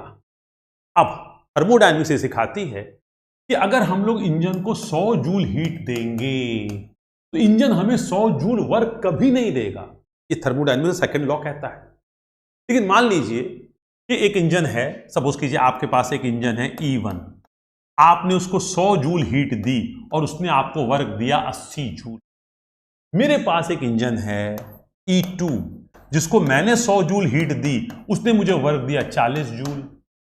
और एक तीसरे बच्चे के पास E3 इंजन है, उसने उसको 100 जूल हीट दी, उसने वर्क दिया 20 जूल। अब बताइए, इस तीनों इंजन में से थर्मल एफिशिएंसी, अब थर्मल एफिशिएंसी क्यों बोल रहे हैं? क्योंकि हीट वर्क में बदल रहा है। आगे चल के हम लोग देखेंगे हमारे आईसी इंजन में तरह तरह की एफिशिएंसी होती है, पर थर्मल एफिशिएंसी का मतलब होती है कि हीट कितने अच्छी तरह से यांत्रिक कार्य में परिवर्तित हो रही है।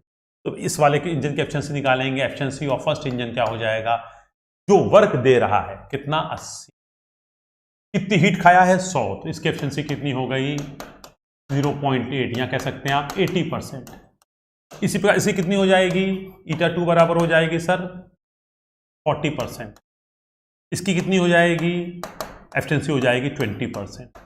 अब 100 जूल हीट दे के कार्य कितना दे रहा है? 20 जूल, सबसे खराब इंजन। 100 जूल हीट दे के कार्य कितना दे रहा है? 40 जूल, उससे थोड़ा बेहतर इंजन। 100 जूल हीट खा के 80 जूल कार्य दे रहा है। इसका मतलब हीट को हम कितने अच्छी तरह से वर्क में कन्वर्ट कर रहे हैं, ये उसकी थर्मल एफिशिएंसी कहलाती है। और अभी हम लोग आगे देखेंगे कि ये थर्मल एफिशिएंसी किसी भी आईसी इंजन की कंप्रेशन रेशियो पे निर्भर करती है। जिसका कंप्रेशन रेशियो ज्यादा होता है वो हीट को अच्छी तरह से वर्क बनाता है, या हीट को ज्यादा वर्क बनाता है। जब कंप्रेशन रेशियो कम होता है वो हीट को कम वर्क बनाता है। इसका मतलब कंप्रेशन रेशियो के बढ़ने से थर्मल एफिशिएंसी बढ़ेगी, परंतु ये कहने से नहीं होगा, इसको हम प्रूव करेंगे। तो ठीक है बेटा, तो हम लोग इस चीज को बात करेंगे। आरपीएम और स्ट्रोक में रिलेशन बता दीजिए सर। बेटा आरपीएम और स्ट्रोक में कोई रिलेशन डायरेक्ट नहीं होता है। एक बार थर्मल एफिशिएंसी का फिजिकल मीनिंग बताइए। ओके, वो तो हो चुका है। क्या हो गया? ओके, सादाब अली जी कह रहे हैं आरपीएम और स्ट्रोक में रिलेशन। बेटा देखिए, आरपीएम होता है एन, ये होता है इंजन की स्पीड, इंजन की स्पीड, और स्ट्रोक लेंथ होता है एन। तो इनमें कोई डायरेक्ट रिलेशन नहीं है, लेकिन हां, जो पिस्टन की स्पीड होती है, पिस्टन की जो स्पीड होती है, पिस्टन जब आईडीसी से ओडीसी जाता है, ये जो स्ट्रोक लेंथ होता है, तो हम लोग बोलते हैं VP is equal to velocity of piston बराबर 2ln। तो ये एक संबंध होता है, लेकिन वेलोसिटी ऑफ पिस्टन का ln से स्ट्रोक लेंथ और आरपीएम का सीधे कोई संबंध नहीं होता है। तो आप पूछ रहे हैं स्ट्रोक लेंथ और आरपीएम रिलेशन बता दीजिए, ऐसा कोई रिलेशन नहीं है। हाँ, वीपी बराबर 2ln होता है, ये मैंने आपको एक्सप्लेन किया है थ्योरी में भी। अब बेटा ये दिक्कत है, चैटिंग में आप जो मने पूछेंगे, सामने हो तो हम आपका कंफ्यूजन समझ पाए। तो आप फोन पे बात करिए, मैं अपनी तरफ से एक्सप्लेन करूंगा। क्लियर? तो इस तरह की अब कोई भी थ्योरी में बात आपसे नहीं करूंगा। आपको जो भी पूछना है, यही चीज पूछनी है, आप लिख के करिए, तो मैं फोन पे आपकी भी बात सुनूंगा, तब तो मैं बोलूंगा ना। अब मैं जो बनना है बोल दे रहा हूं, आप सामने फिर कुछ लिखोगे, मैं समझूंगा क्या, बताऊंगा क्या। तो फोन पे डायरेक्ट कन्वर्सेशन होगा बेटा। हम कुछ बोलेंगे कि आपको कंफ्यूजन, तो आप जवाब देंगे। अगर मुझे उसके बारे में कुछ आइडिया होगा तो मैं फिर बताऊंगा, फिर आप कुछ प्रश्न करेंगे, तब तो क्लियर कर पाएंगे। इस तरह से चैटिंग में क्लियर करना आसान नहीं है बेटा, तो मेरे बस का तो नहीं है। तो आप लोग इसमें के बाद भी जो भी कंफ्यूजन्स हैं अपने व्हाट्सएप पे लिख के भेजिए। मैं अपनी तरफ से कुछ बच्चों जो पूछते हैं, मैं अपनी तरफ से पूरा बताने की कोशिश करता हूँ, बट इस तरह से चैटिंग में बताना बेटा मेरे लिए पॉसिबल नहीं है। ठीक है? तो आज की क्लास हम यहीं पे ऑफ कर रहे हैं। फर्स्ट चैप्टर पूरा हो गया है, जल्दी आपका सेकंड चैप्टर शुरू होगा। ठीक है? Okay, thank you very much, good night.